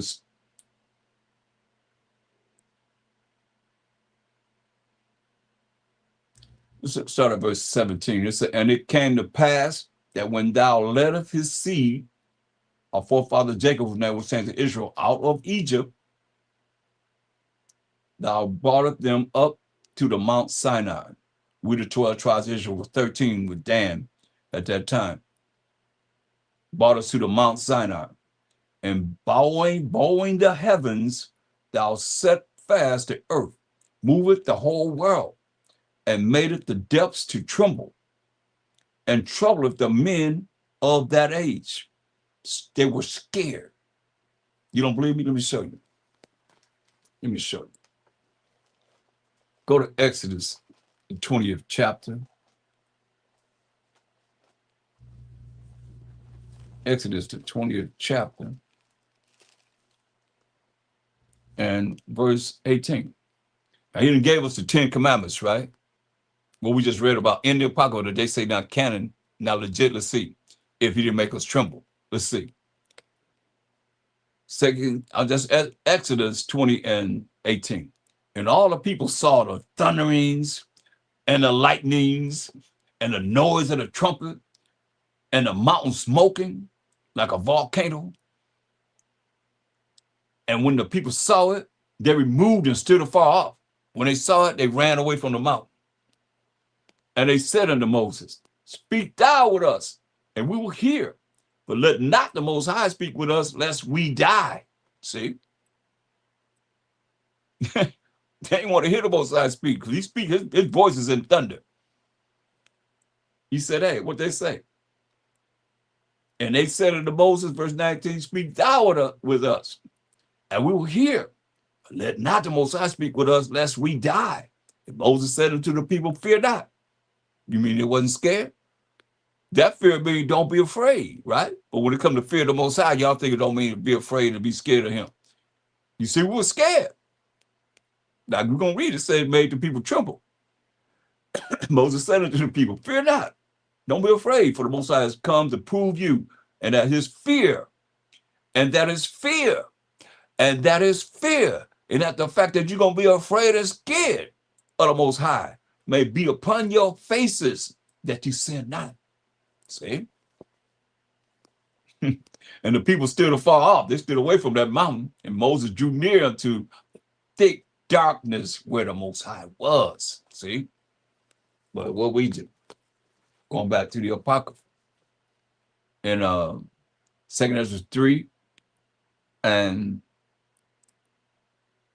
verse 18, and bowing the heavens, thou didst set fast the earth, move the whole world, and made it the depths to tremble, and troubleth the men of that age. And thy glory went through 4 gates of fire, and of earthquake, and of wind, and of cold, that thou might have give the law unto the seed of Jacob. You know? That thou might have give the law unto the seed of Jacob, and diligence unto the generation of Israel. And yet tookest thou not away from them a wicked heart. So I didn't take away from us a wicked mind, that thy law, that your law, the law of the Most High, might bring forth fruit in them. For the first Adam, bearing a wicked heart, wicked mind, transgressed and was overcome. And so be all they that are born of him. You see?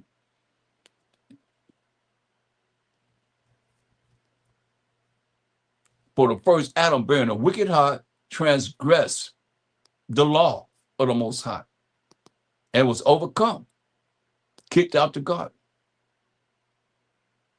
And so be all they that are born of him. And we all come from Adam. Thus iniquity was made permanent. Wickedness, evil, because he said don't eat of the tree of knowledge of good and evil. We did.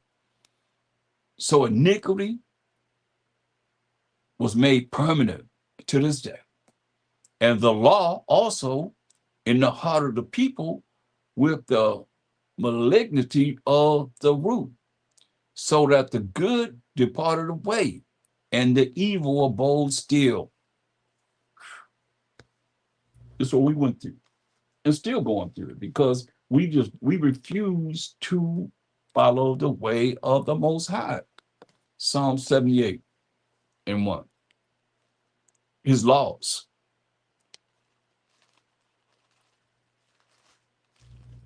Psalm 78:1.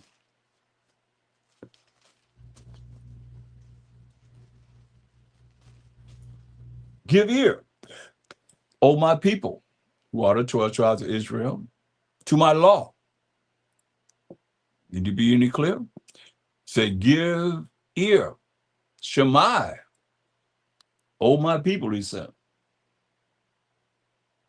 to my law. That my is the Most High. Incline your ears to the words of my mouth.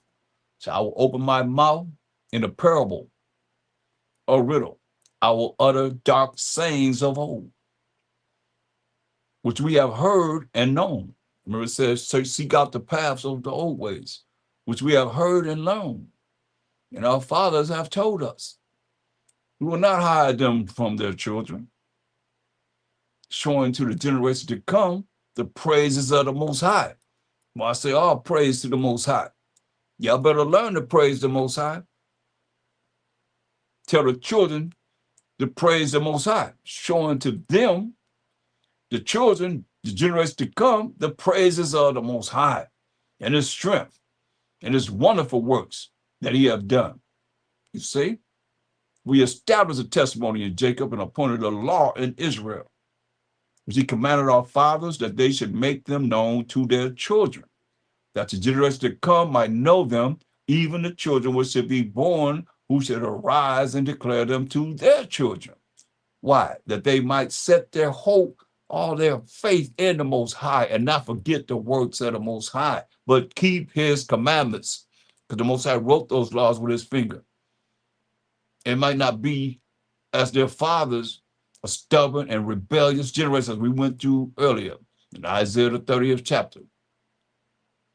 A stubborn and rebellious generation, a generation that set not their heart, their mind aright, and whose spirit was not steadfast with the Most High unto this day.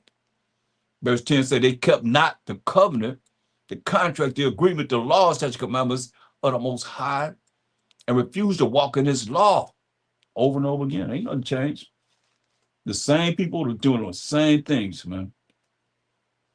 The same wicked things. When we gonna wake up? It's time, I know that. 1 Kings 8.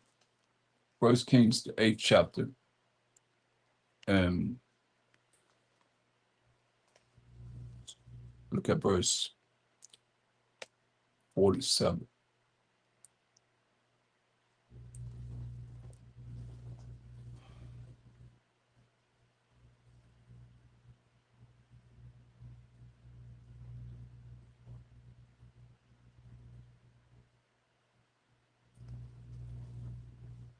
Yet if they shall bethink themselves, if we, the Israelites, bethink ourselves in the land whither they were carried captives, like we've been carried over here, this Western Hemisphere, in captivity amongst all nations, actually. But if we bethink ourselves in the land of our captivity and repent, ask for forgiveness, and make supplication unto thee, mean cry unto the Most High, in the land of them that carried them captives, saying, we have sinned.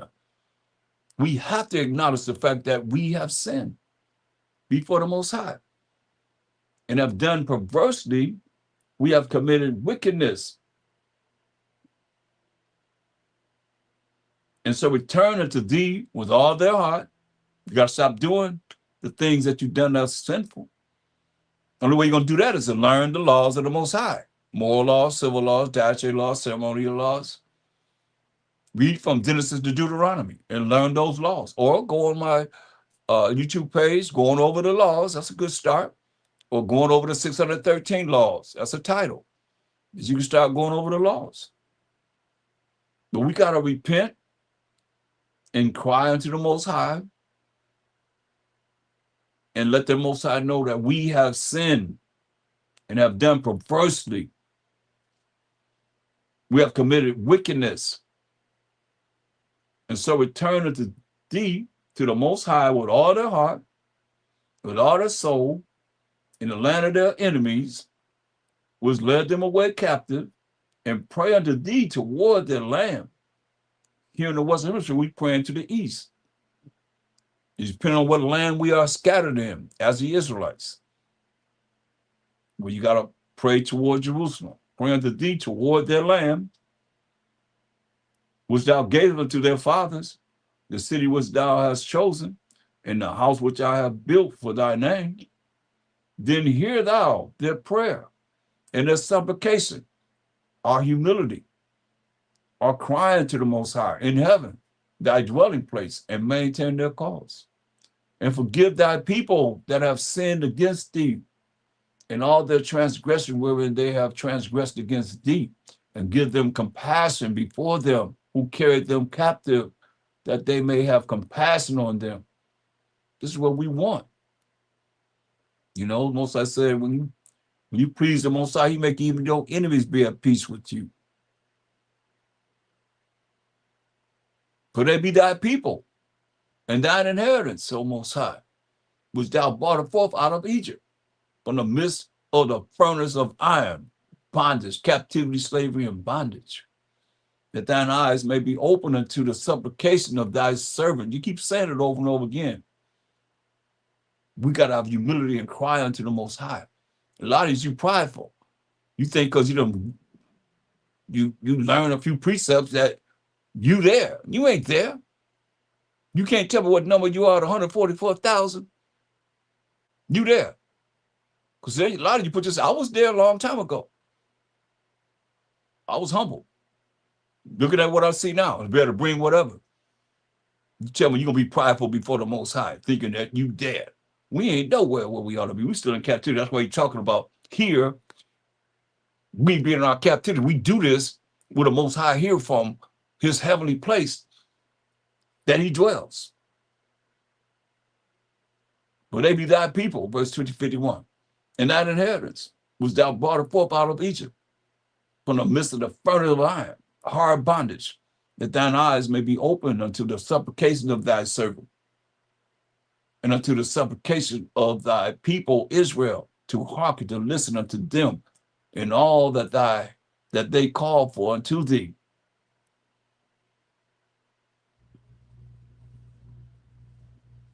You got to repent. Isaiah 3 and 12. Isaiah 3 and 12. And change. And get better in the eyes of the Most High. Isaiah 3 and 12. As for my people, who are the 12 tribes of Israel, children are their oppressors. Hear that? Children are oppressors. That's how the Most High look at them. And women rule over them. Yeah, a lot of women rule over the men. A lot of women want to rule over men. Don't even realize it. You know, a lot of you don't even realize it. You say, what you say, and women rule over them. Right? So a woman ruling over our nation, oh my people, they was lead thee. So a woman is leading us, cause thee to err, gonna cause you to err, and destroy the way of thy paths. That's why men have to really be set up as the order is in 1 Corinthians 11 and 3. And women have to take their position. It's a lot that a woman can do besides trying to be over a man. Come on. It's a whole lot. 1 Corinthians 11 and 3. But I would have you know that the head of every man is a Mashiach, Yahushua. And the head of the woman is the man. You see that? The head of the woman is the man. And the head of Mashiach is the Most High. So these are the things. That's the law. Because when you read Genesis 3:16, it's the first judgment that was given out. It wasn't to man, it was to the woman. Because she listened to another man.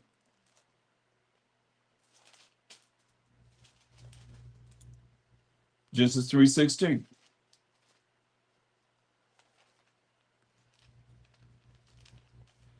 the first judgment.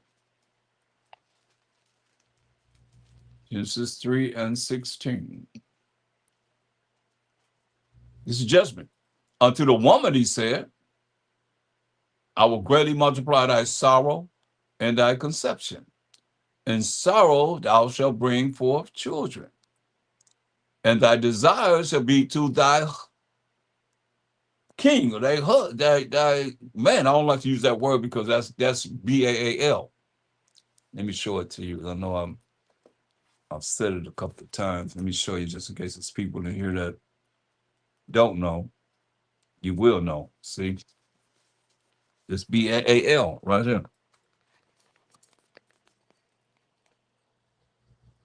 See?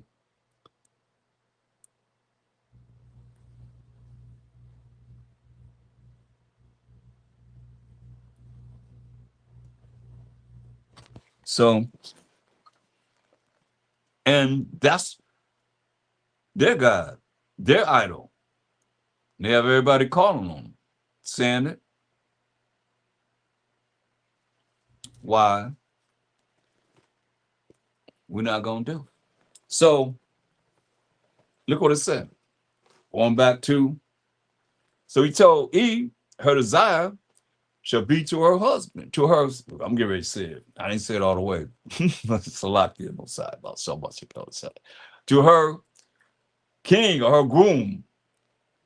We got to find words to replace these words because they put it in there and it means Baal. I just showed it to you. That's why we got to work on this, you know. Her desire should be to her king, I'll say, and he shall rule over thee, right? And unto Adam, he said, look what he told Adam. First, he told Adam, with me, you got to hear this, because thou hast hearkened, listen unto the voice of thy wife. And thou eaten of the tree of which I commanded thee, saying, thou shalt not eat of it, the tree of the knowledge of good and evil. Cursed is the ground for thy sake. We just read about Adam in the Apocrypha. Same thing he said, cursed is the ground for thy sake, and sorrow shalt thou eat of it all the days of thy life. So these are the things that we're looking at. Thorns also and thistles shall it bring forth to thee, and thou shalt eat the herb of the field. In the sweat of thy face thou shalt thou eat bread till thou return into the ground. For out of it was thou taken, for dust thou art, and unto dust shalt thou return. We're supposed to be that way. We're supposed to be living forever. He made us immortal. And we chose the devil, as always, until this day. Why, if anyone that said they don't have to follow the Most High, you don't have to do his laws, his rules and regulations that he wrote with his own fingers, then you're nothing but the devil yourself, straight up. You're on the left-hand side. How you going to be on the right side? If your side kept the laws, he didn't sin, and you think you rolling right. Just. I don't think so. I don't think so at all. Well, what happened? 2 Timothy 2:14. 2 Timothy 2:14. 2 Timothy 2:14.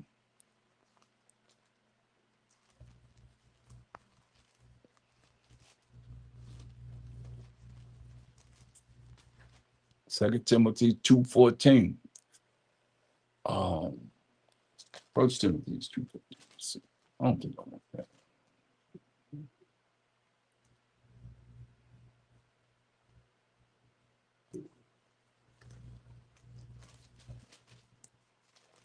Salakia.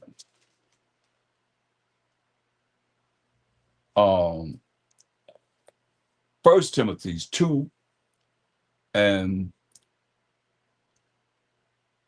we'll start at verse 13. For Adam was first formed, then Eve, and Adam was not deceived. See that? Adam was not deceived because the serpent came to Eve, but the woman being deceived was in the transgression. Notwithstanding, she shall be saved in childbearing if they continue in faith and charity and holiness, which is keeping of the Most High's commandments, with sobriety, being focused on doing what's right according to the law, statutes, commandments of the Most High. Very important. So these are the things that, you know, we have to look at, because we have gone astray. And the Most High, he haven't forgot about it. You heard what the women said. If you just coming in, go back and look at this lesson. Was going into Jeremiah.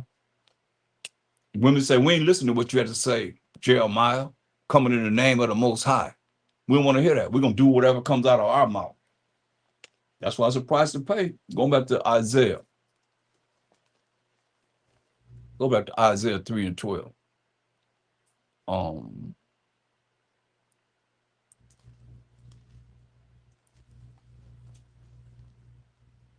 As for my people, children are their oppressors, and women ruled over them. See that? O my people, they which lead thee, these women, cause thee to err and destroy the way of thy paths.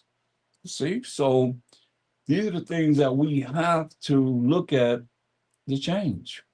That's why I took you to Isaiah 39 through 15, showing that we're rebellious people. And this is what we have done. Zechariah 2 and 6. Zechariah 2 and 6.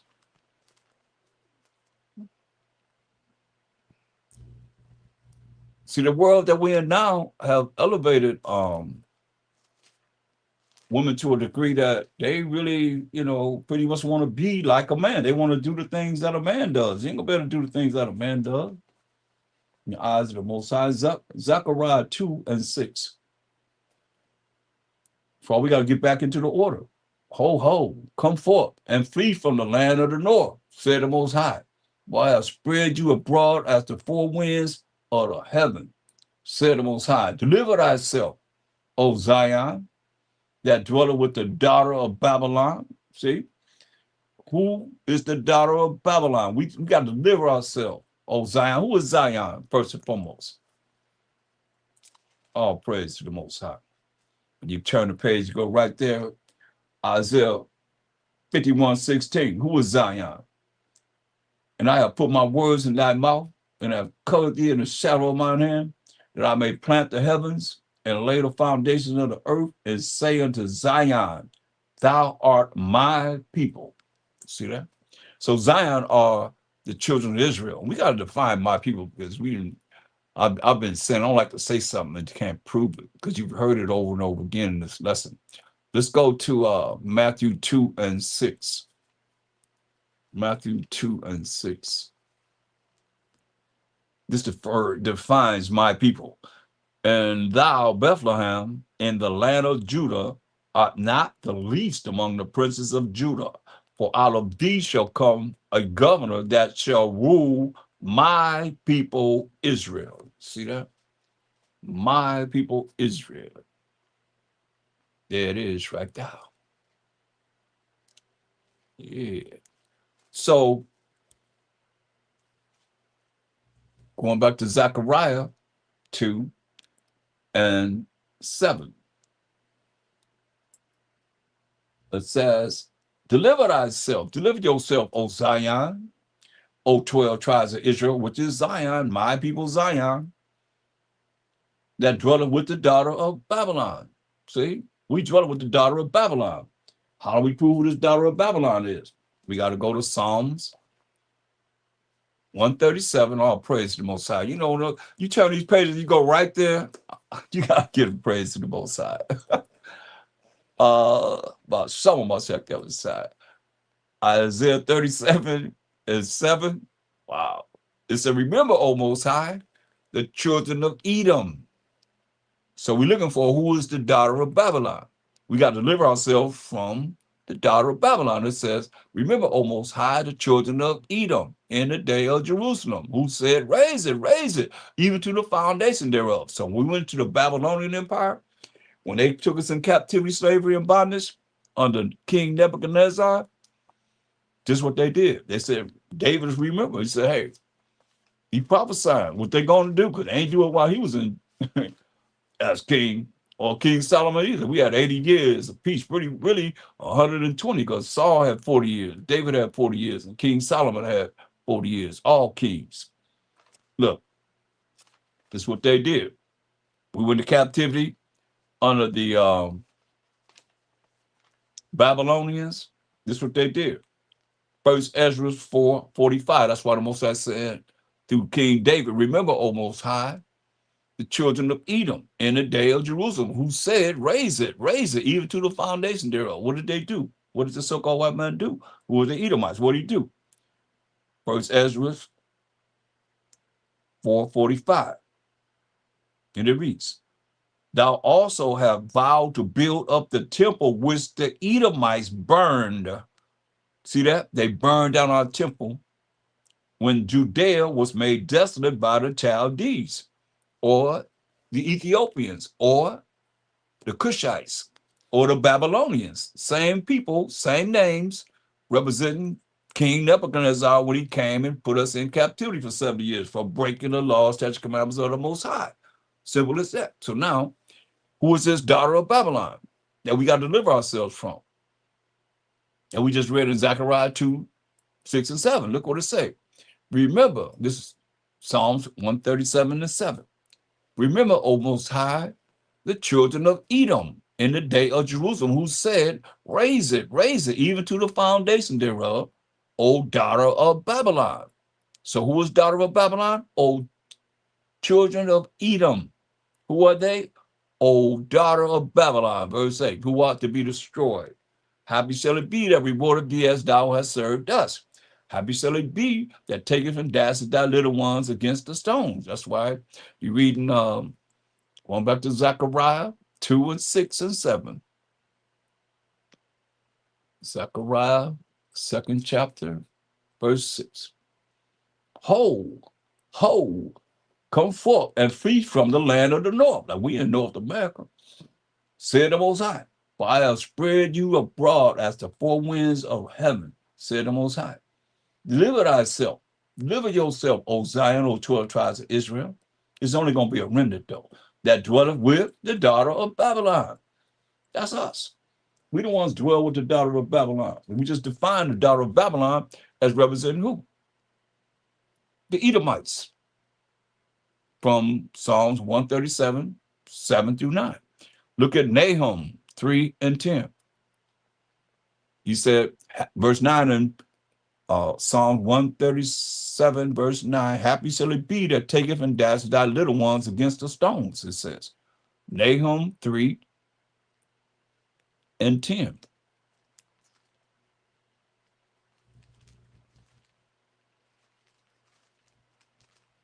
Nahum 3 and 10. Yet was she carried away, she went into captivity.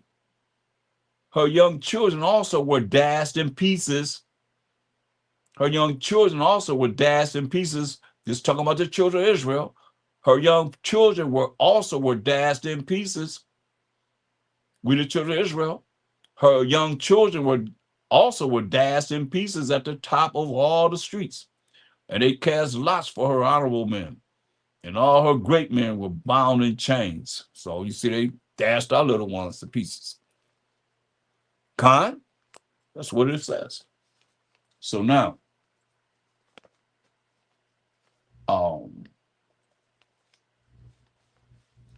look at Jeremiah 44 and 4. Jeremiah 44 and 4.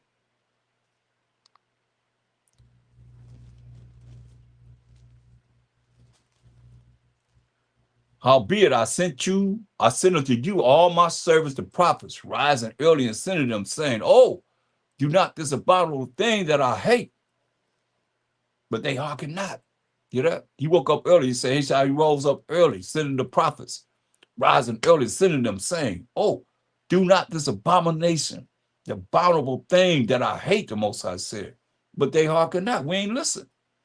Nor incline their ear to turn from their wickedness, to burn no incense unto other gods. We know we burnt them incense unto the God Baal. To what for my fury and mine anger was poured forth, he said. It was killed in the cities of Judah and in the streets of Jerusalem. And they are wasted and desolate as at this day. And that's real.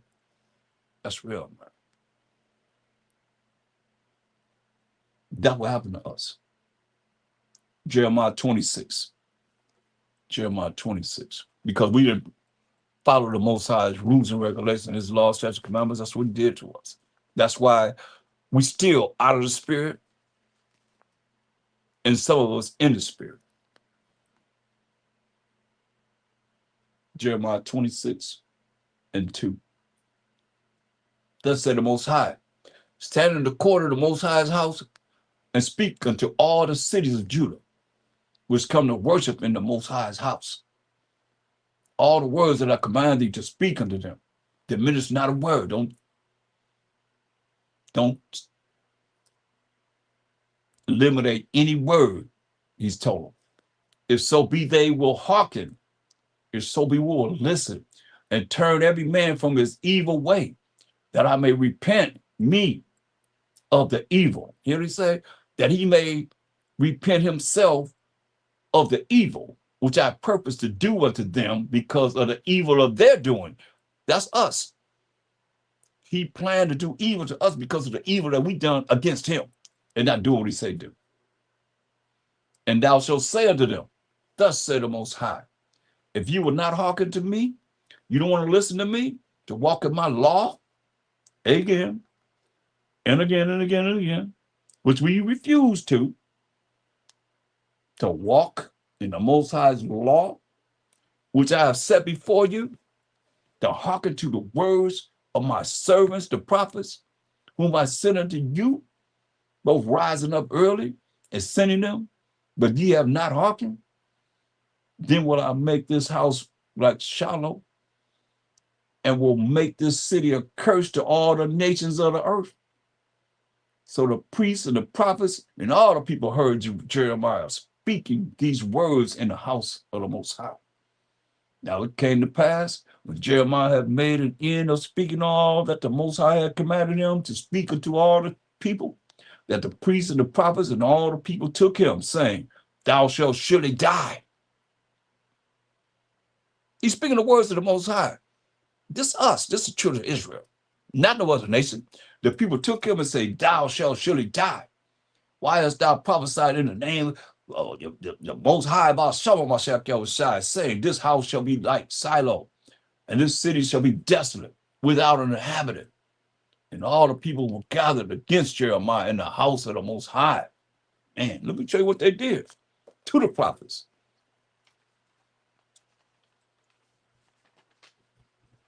This is what they did. 2nd Ezra 1:32. I sent unto you my servants, the prophets, and we just read a few times in this lesson, whom ye have taken and slain. Don't think when they say, hey, we gonna take you and kill you. You say, thou shalt surely die. Listen to that, what they did to the prophets. 2nd Ezra 1:32. I have sent unto you my servants, the prophets. That's why I say, some of the spirit, some out of the spirit. I sent unto you my servants, the prophets, whom ye have taken and slain. Not only killed them and torn their bodies in pieces. This is how much we hated the Most High's rules and regulations, his laws, statutes, commandments that the prophets brought to us. Thus say the Most High. They killed them and they tore their bodies to pieces, whose blood I will require of your hands, said the Most High. Pay back the something else for. That's why all you that go against what we're dealing with and telling you got to come back to the Most High's laws, oh, you're going to get it too in this day. That's why you look at Revelation 6 and 9. Revelation 6 and 9, he said, required at your hand, right? Look what he's saying.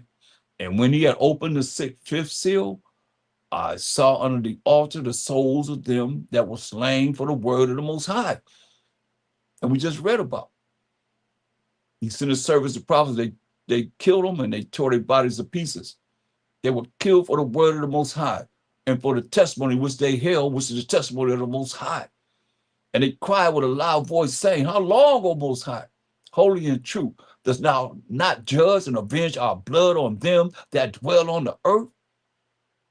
And white robes were given unto every one of them. And it was said unto them that they should rest yet for a little season until their fellow servants also and their brethren that should be killed as they were, should be fulfilled.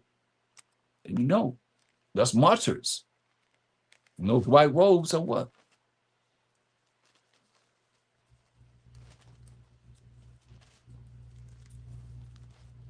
Revelation 19 and 8.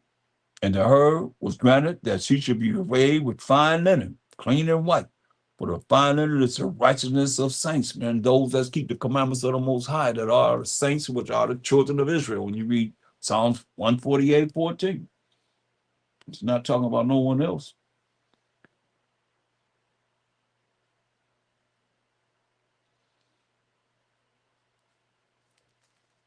Jeremiah 44:5.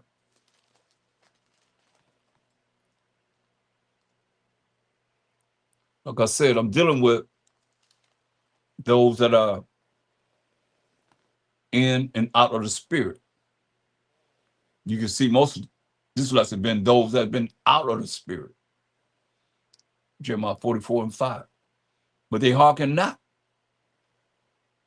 nor incline their ear to turn from their wickedness, that burn no incense unto other gods until this day.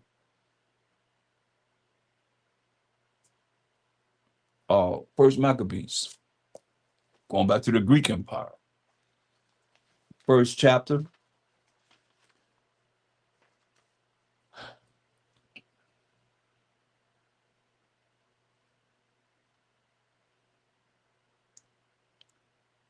First Maccabees 1, and look at this is what they did. Wicked Antiochus Epiphanes, we read about earlier. This is what they did. In verse 41, it said, moreover, King Antiochus wrote to his whole kingdom that all should be one people. Sound like New World Order to me, right? And everyone should leave his laws. We don't know ones have the laws, because it tells you in Psalm 96:5, for all the gods of the nations, these other nations are idols. For the Most High made the heavens. They worship the sun, the moon, and stars, and all of that, comets, you name it. But we the ones that have the laws. The main objective of this world and these heathens are to have us not keep the laws of the Most High. That's their whole objective, not to be able to come back to the Most High. That's why y'all better start praising the Most High and learning about the Most High. His name is jealous. That's their whole objective, and they're doing a great job of it, and we're part of following what their agenda is, and having us not come back to his laws, statutes, commandments, or prove me wrong. Who's teaching of the Most High? Only. Period. Well, you can send me some videos, 3 hours of them just talk about the Most High. Anybody talking about the Most High?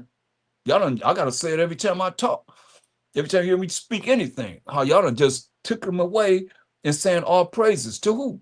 Leave it open for BAAL, which is LORD, which is MASTER, and HUSBAND, and so forth and so on. This is what you're leaving it open for. Any God of these other nations, they can say, yeah, right. All praises to their God, their idol, and not to the Most High.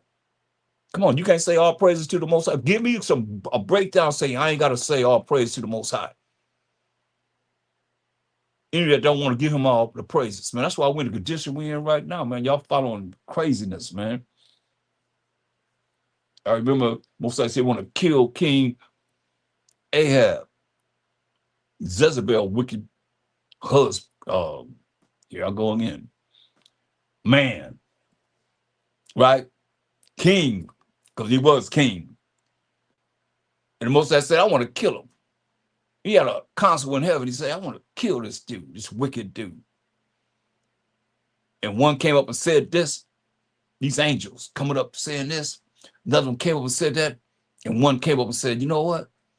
I'll go down and I'll be a lying spirit in the mouth of all his prophets that he listened to, that he may die at Ramoth Gilead. And that one spirit went down and lied to all his prophets. These are the things that I think about as far as what the scriptures say and what I've learned and how it's manifests itself in our time, in the time to come, from the past, the present, the future. You know what I mean? Come on. You got to justify. Tell me how you justify not praising the Most High. You can't praise him enough. Look, Matter of fact, since we talking about that stuff, look at you. Ecclesiasticus 43 and 29. Listen closer, y'all. For all y'all that's saying all praises, maybe you can get through. Some people say all praise to the Most High, all praise to the power of Abraham, Isaac, and Jacob. The Most High is terrible. Ecclesiastes 43:29. The Most High is terrible and very great and marvelous in his power. This is what it says. When ye glorify the Most High, exalt him as much as ye can. For even yet will ye far exceed. And when ye exalt him, put forth all your strength, and be not weary, but ye can never go far enough. And you think about it, when you done canceled him out, y'all putting APTTMH. People that's not an Israelite don't know what that's talking about. I ask people all the time, what does that mean? They don't know. That's just something that's for Israelites. And we shouldn't have to figure it out. Nobody should have to figure that out. Somebody coming to the truth learning, they don't know what that means. You better say all praise to the Most High, or tell me you don't have to. That's what I'm looking for, because y'all keep doing the same thing over and over and over again. How long is it going to take you to hear this? He said, when you praise the Most High, praise him with all your strength. You still can't praise him enough. But I digress. That's how serious this is, though. You better understand. Jeremiah 44:5. I know how we are, though. I tell you, but they hearken not. Ain't listen. I've been asking people for months and months. I know over 8 months. Do you know the Most High? They say what? They say no. Do you know the Most High? No. Do you know the Most High? No. What about you? You know the Most High? No. Jeremiah 44:5. But they hearken not. They ain't listen. You'll incline their ear to turn from their wickedness, to burn no incense unto other gods, man. Say, wherefore my fury. You better hear what he's saying. Wherefore my fury and mine anger was poured forth. You don't want to fall into the hands of the Most High. Hebrews 10:31 says it's a fearful thing. You think you ain't scared of him now? Oh, get in the hand of the Most High. He says it's a fearful thing to fall into the hands of the living power, man. Wherefore my fury and mine anger was poured forth and was kindled in the cities of Judah, in the streets of Jerusalem. And they are wasted and desolate as at this day. And that's real, y'all. I was there. I seen it. Miles and miles and miles and miles of desolation. The Bible is true, y'all. You better hear what he's saying. For real, for real. Look, go to Ezekiel, the 2nd chapter. Like I said, we're dealing with being in the spirit and not of the spirit. Ezekiel, 2nd chapter, verse 3. And he said unto me, now we're in Ezekiel, dealing with the prophet Ezekiel. We just left Jeremiah, who had the spirit over Mashiach, Yahushua. Now, Ezekiel got the spirit over Mashiach, Yahushua. Remember we read that in 1 Peter 1:10 and 11? And he said unto me, Son of man, I send thee to the children of Israel. Who are we? To a rebellious nation that has rebelled against me. Is that what Isaiah said? In Isaiah 30, didn't we read this already? Isaiah 31 and 9 down. They and their fathers have transgressed against me, even unto this very day. For they are impudent children and stiff-hearted. I do send thee unto them, and thou shalt say unto them, thus said the Most High Power. Come on, man. We got to get it together. I can read this and look at it. You say, wow, I can't be like that. Can't be all like you reading about how we are, how we work.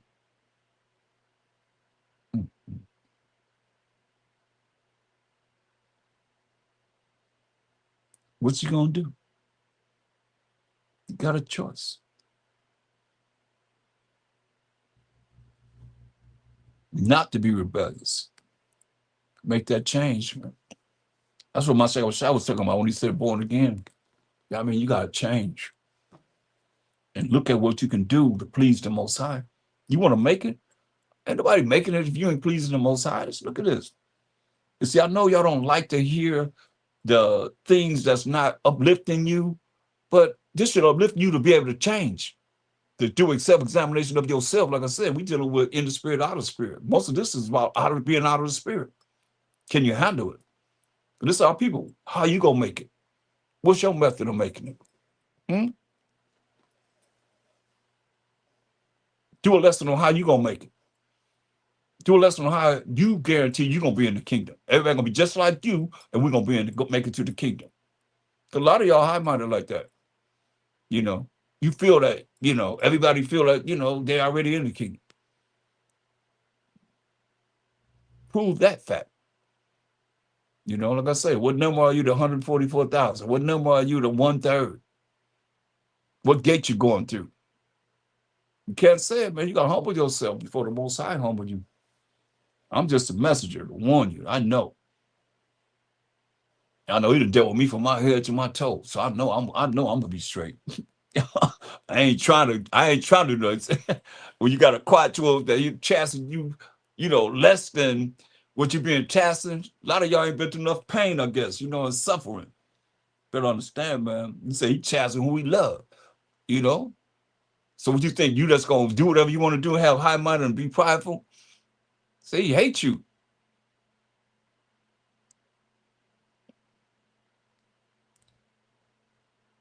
Ezekiel 2:4. That's why you gotta look at this for what it is. I mean, we gotta change, y'all.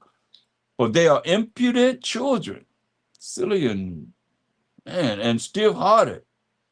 I do send thee unto them, and thou shalt say unto them, thus say the Most High Power, like I'm telling you. And they, whether they will hear or whether they will forbear, but they are a rebellious house. Yet shall know that there hath been a prophet among them. And thou, son of man, be not afraid of them. Like, this our people. He said, be not afraid of them. Why you got to tell you not to be afraid of our own people? Neither be afraid of their words. What they going to say? Though briars and thorns be with thee, and thou dost dwell among scorpions. Be not afraid of their words.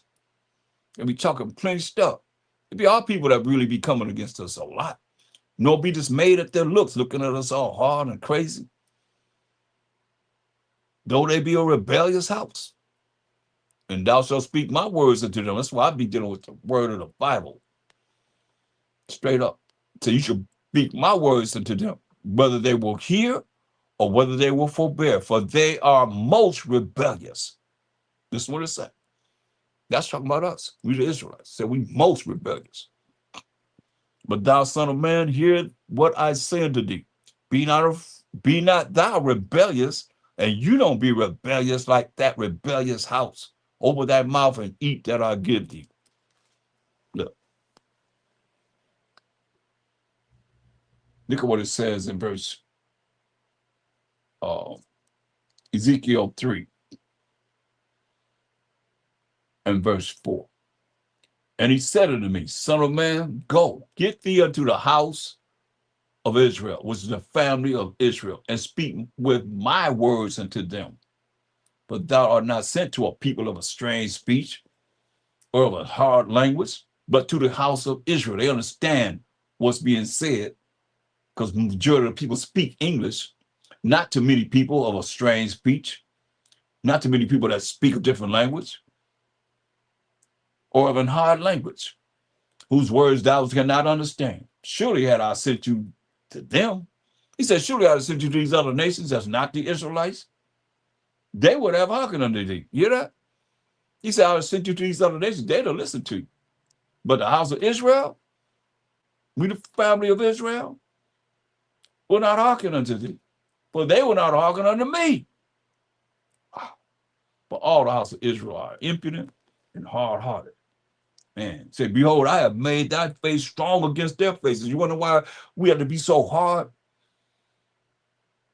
Because who we going out there to reach? Our people.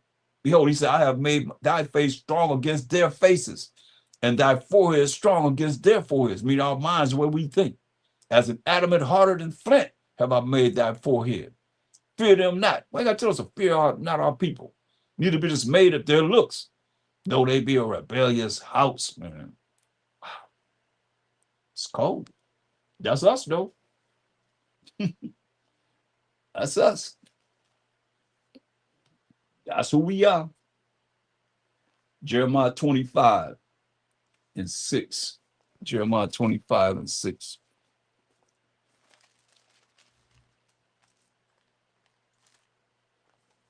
Jeremiah 25:6.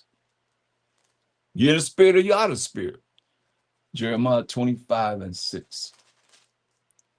And go not after other gods, Most High said, to serve them and to worship them and provoke me not to anger with the works of your hands, and I will do you no hurt.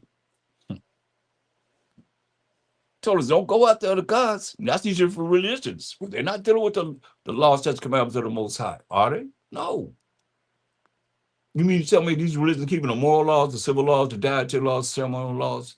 This day, they just finished celebrating what? Christmas and New Year's. Getting ready to celebrate what? Valentine's Day. Are they keeping the new moons? Are they keeping the holy days of the Most High, his feast days? No. Come on now.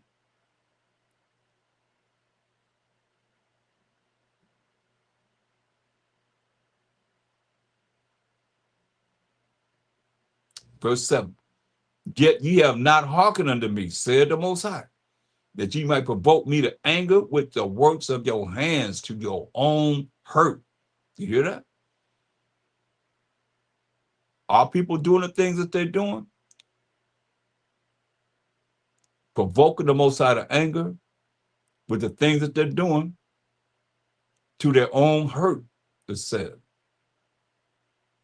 Verse 5.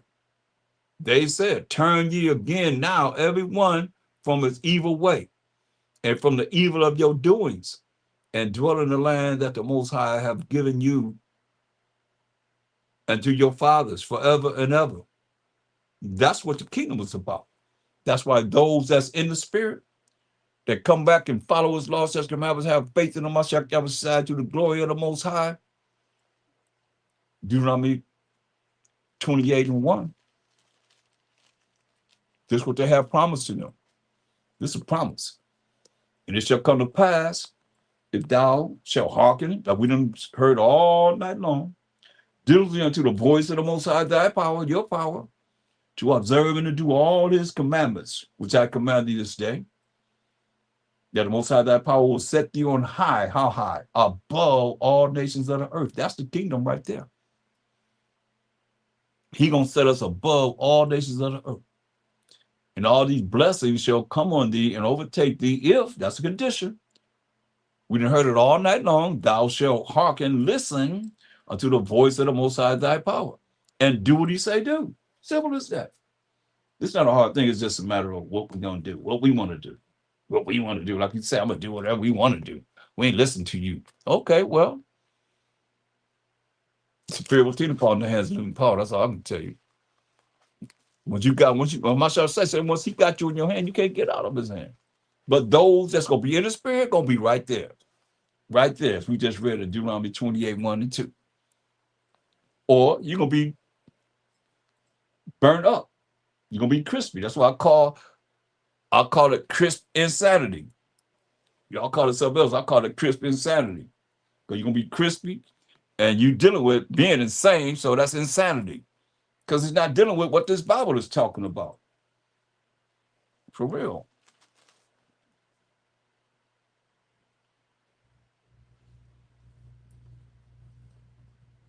Proverbs 28.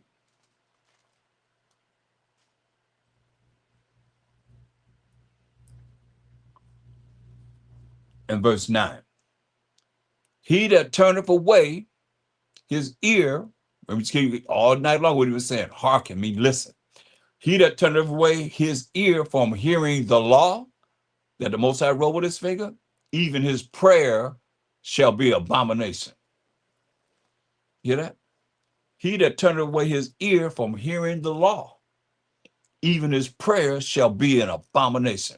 So you can't have everybody. Remember what I said in this lesson, hey, don't bring no prayers to me of them. I won't hear you. Look, Deuteronomy 9 and 10, just to show you that the Most High wrote those laws.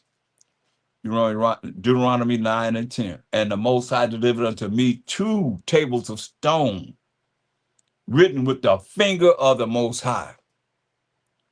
And on them was written according to all the words which the Most High spake with you in the mount out of the midst of the fire in the day of the assembly. See? But I'm here because these laws were written with the finger of the Most High. So when you say you ain't got to keep his laws, statutes, and commandments, I don't care who you are, you giving the Most High your middle finger. And for you other nations that say, okay, well, that's for the Israelites, this is what you're supposed to be doing. He got something for you too. Everybody got a choice, man. Jeremiah 12:16.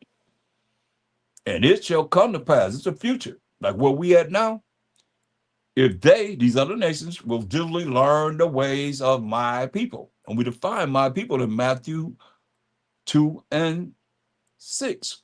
My people, Israel. So you're supposed to be learning the ways of we, the Israelites. To swear by my name, be the power of Abraham, Isaac, and Jacob. That's his name forever and more to all generations. Exodus 3:14, 15. The Most High liveth, as they taught my people to swear by Baal, which is Lord, which is Master, that they put their God in this Bible, and you're calling on, and you women are calling your groom or your king Husband, which is also Baal. I must show you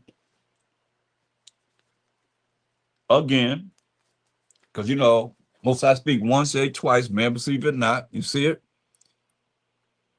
That's from the Zondervan Compact Bible Dictionary, fair use. Baal. See what it means first and foremost. Lord. This is how they have the Most High's people calling on Baal. That's what it means. Just like you have somebody that's named Robert. They call him Bob, they call him Bobby. Same person. Baal is Lord, Master, and Husband. And we just got to learn not to say these words, because they tell you in Exodus 23:13. We have to learn this. You got to practice it. We practice it. Exodus 23 and 13. And in all things that I have said unto you, this is the law. Be circumspect. You better be cautious. You better be careful. And make no mention of the name of other gods. That's a God. Neither let it be heard out of thy mouth. So regardless, like I'm saying, you can't say, okay, I can say Lord, which means Baal. You just seen it. And so I'm not saying Baal, I'm saying Lord, which is the same meaning. What's the difference between Bobby, Bob, or Robert? The same person. Someone can call them by either of those names, but it's still talking about and to the same person. Think about it, man. Come on. We got to think. Going back to Jeremiah 12:16. For you other nations, you heathen nations that's not of the 12 tribes, Israel, Judah, Benjamin, Levi, Simeon, Zebulun, Ephraim, Manasseh, Gad, Reuben, Naphtali, Asher, and Issachar, you're not of those 12 tribes, this to you. And it shall come to pass, if they will diligently learn the ways of my people, like we're teaching. That's the Israelites. Nobody teaching like us. This Bible, it says to swear by my name. Most I say he the power of Abraham, Isaac, and Jacob. Exodus 3 and 6, Exodus 3:15 and 16, Matthew 22, 31, 32, Acts 3:13. Come on. The Most High liveth, as they taught my people to swear by Baal until this day. Because you have our people calling on Lord, Master, which is coming out of our mouth. Whether they want to believe it or not, that's their God, Baal. And they have us calling on their God in disguise as Lord, in disguise as Master. Even in slavery, we didn't say that. We said massa, which means oppressor. We could say it. I mean, we're the most intelligent people in the world. Come on, they didn't get no people swinging on some dang on trees like Tarzan in the jungle. Come on, man. With no diapers on. We're very intelligent people. I'm going to show you that on the Sabbath. I'm going to bring that out to show you how intelligent we were. They ain't come get no ignorant people. Come on, man. We built Japan, China. We established all these countries, man. Are you serious? We built America. When they came here, they couldn't believe the magnificent buildings and so forth that we had in this country, man, in North, Central, and South America. They didn't have nothing that was built like that until the late 1800s. Come on. Better ask somebody. But they made us swear by BAAL. Then shall they be built in the midst of my people. Then you're going to be built in the most, this is kingdom. Because you ain't going to be built in the midst of the Most High people. If you don't learn what we're teaching, you listen to what it said. But if they will not obey what? Diligently learning the ways of my people. What did he say? I will utterly pluck up and destroy that nation. What the Most High said the Most High. So make it mean something different. That's what he's telling you. Now, that's why I say Isaiah 60 and 10. So those that's going to be learning the ways of the Most High's people, what we're teaching, here it is. Jeremiah 60 and 10. And the sons of strangers that shall build up thy walls, and the sons of strangers shall build up thy walls. These are the ones that's going to make it to the kingdom in the midst of us. And their king shall minister unto thee. When my wrath I smote thee, that thee is the 12 tribes of Israel. But in my favor have I had mercy on thee, the remnant of the 12 tribes of Israel. Therefore thy gates, listen, therefore your gates, thy gates, that's your gates, shall be open continually. They shall not be shut day nor night. Why? That men may bring unto thee the forces of the Gentiles, the wealth of the Gentiles. We're going to be the new IRS, Israelites receiving services. Our gates not going to be shut day nor night, that men may bring unto thee the forces of the Gentiles. These are the nations that's going to hearken unto and learn diligently the ways of the Most High's people, what we're teaching, and that their kings may be brought. And to say, for the nation and kingdom that will not serve thee shall perish. Yeah, those nations shall be utterly wasted. What did he say? Jeremiah 12:17. But if they will not obey, I will utterly pluck up and destroy that nation. Who said it? Said the Most High. It's real easy. If we're doing it, why everybody else can't do it? Huh? Come on, make that make sense. You're going to be destroyed. Like he destroyed us. That's all we've been hearing all day. Now we're going to the heathen. Now people leaving. You know why? Because y'all not a bunch of y'all not, man, y'all nobody but what it says right here. And we see it all the time, man. Nobody's standing up for us. I ain't quiet and go leave when it was talking about, what he gonna do to us and what he did to us as the Israelites. That's why a lot of y'all symbols. Here you go right here. Isaiah 14:15.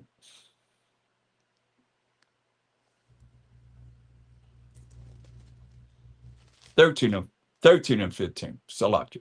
Everyone that is found shall be thrust through when his time comes. It's prophecy. And everyone that is joined unto them shall fall by the sword. You see that? Everyone that's joined unto them shall fall by the sword. They got to be joined to us, not us to them. That's the problem now. Why we destroy for lack of knowledge. Because they have us so that we don't want to, from all the way from the Greek Empire, when they first came into power, what was their whole objective? Have us not follow and glorify the Most High. That's why I'm so fervent in what I'm saying about praising the Most High, because this is what the whole objective of the heathen is, to have us not praise the Most High. Come back to the Most High.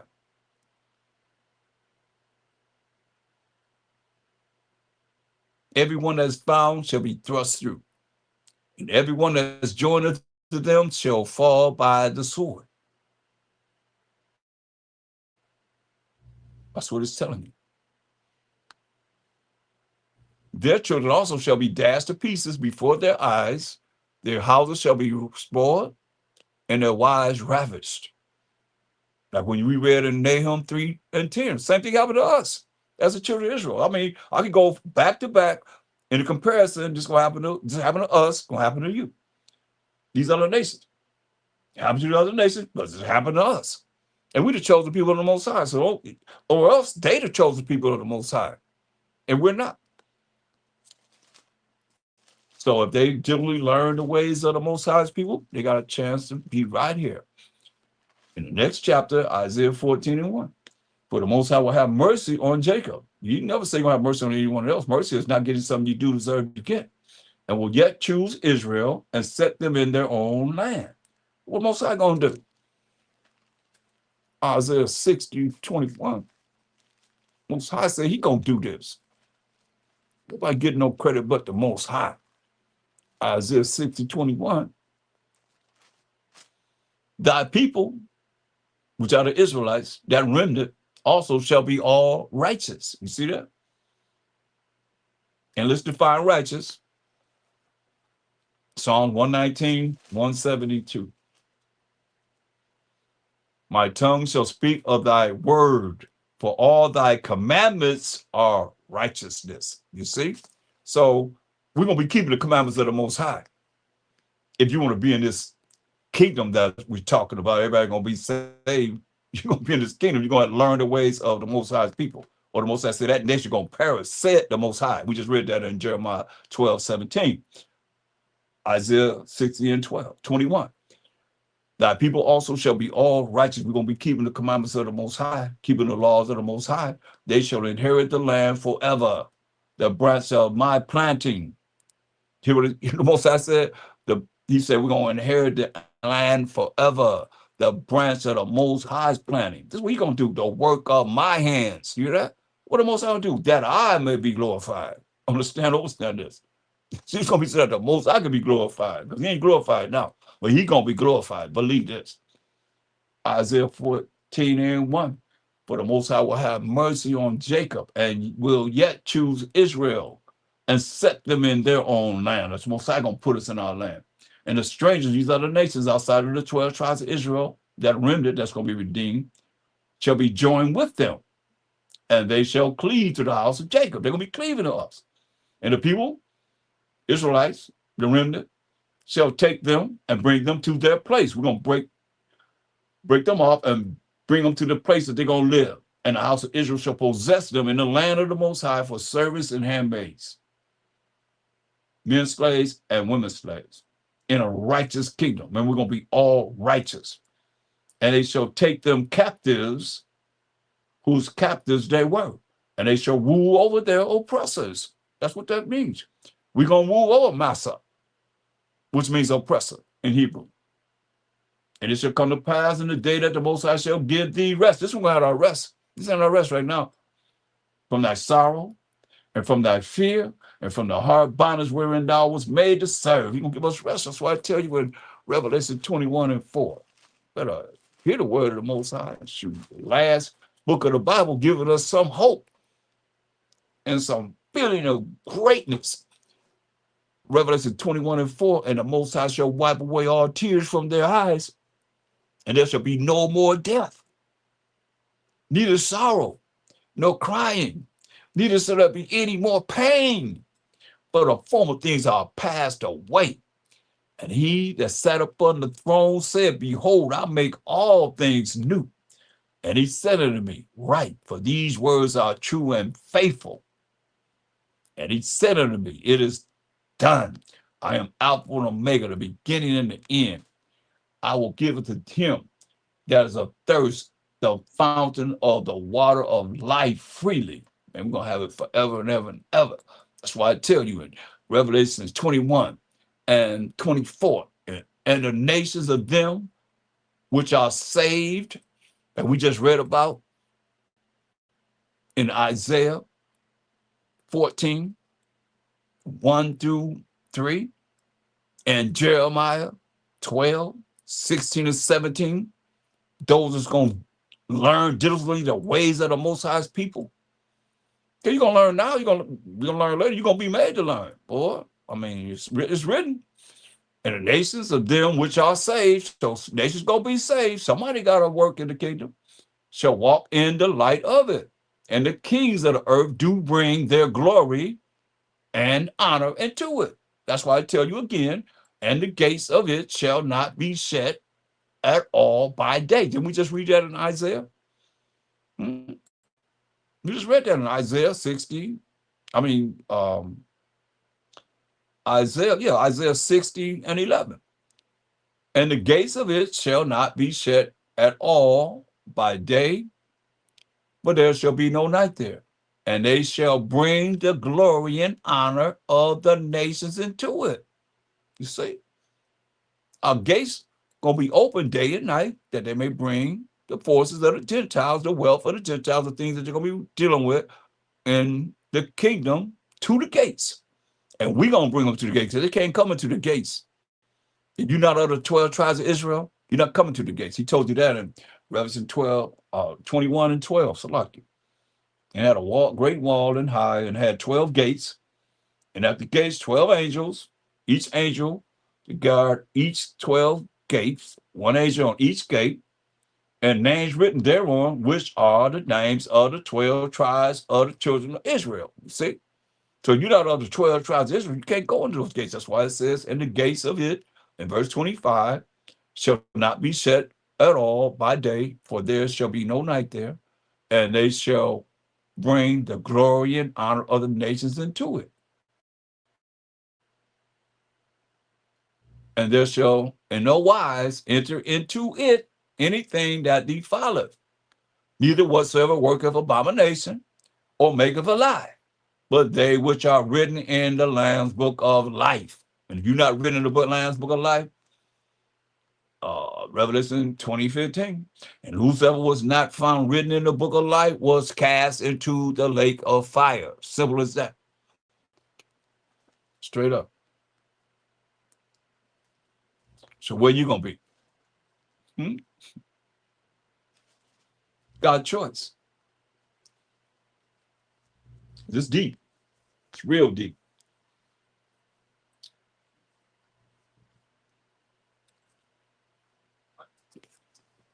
What you gonna do when he come for you? Hopefully you ready. It's too late to get ready. It is what it is. It ain't what it ain't.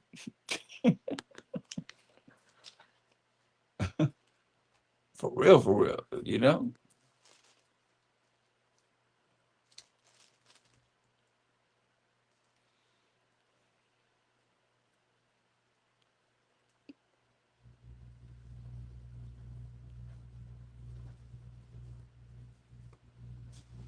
So like I said, we dealing with being in the spirit and out of the spirit.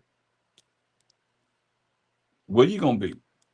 Because you see, a lot of this was being out of the spirit tonight. And we went in the spirit when we go into the kingdom. You know, we talked about how we got to be to make it there. So all praise and glory to the Most High. I'm going to continue this on the Shabbat. Join me again on the Shabbat night at 7 p.m. Pacific time. I say, Kwam Most High, Kwam Mashiach Yahushai, and Kwam Yashurala. And I'm out. Shalom.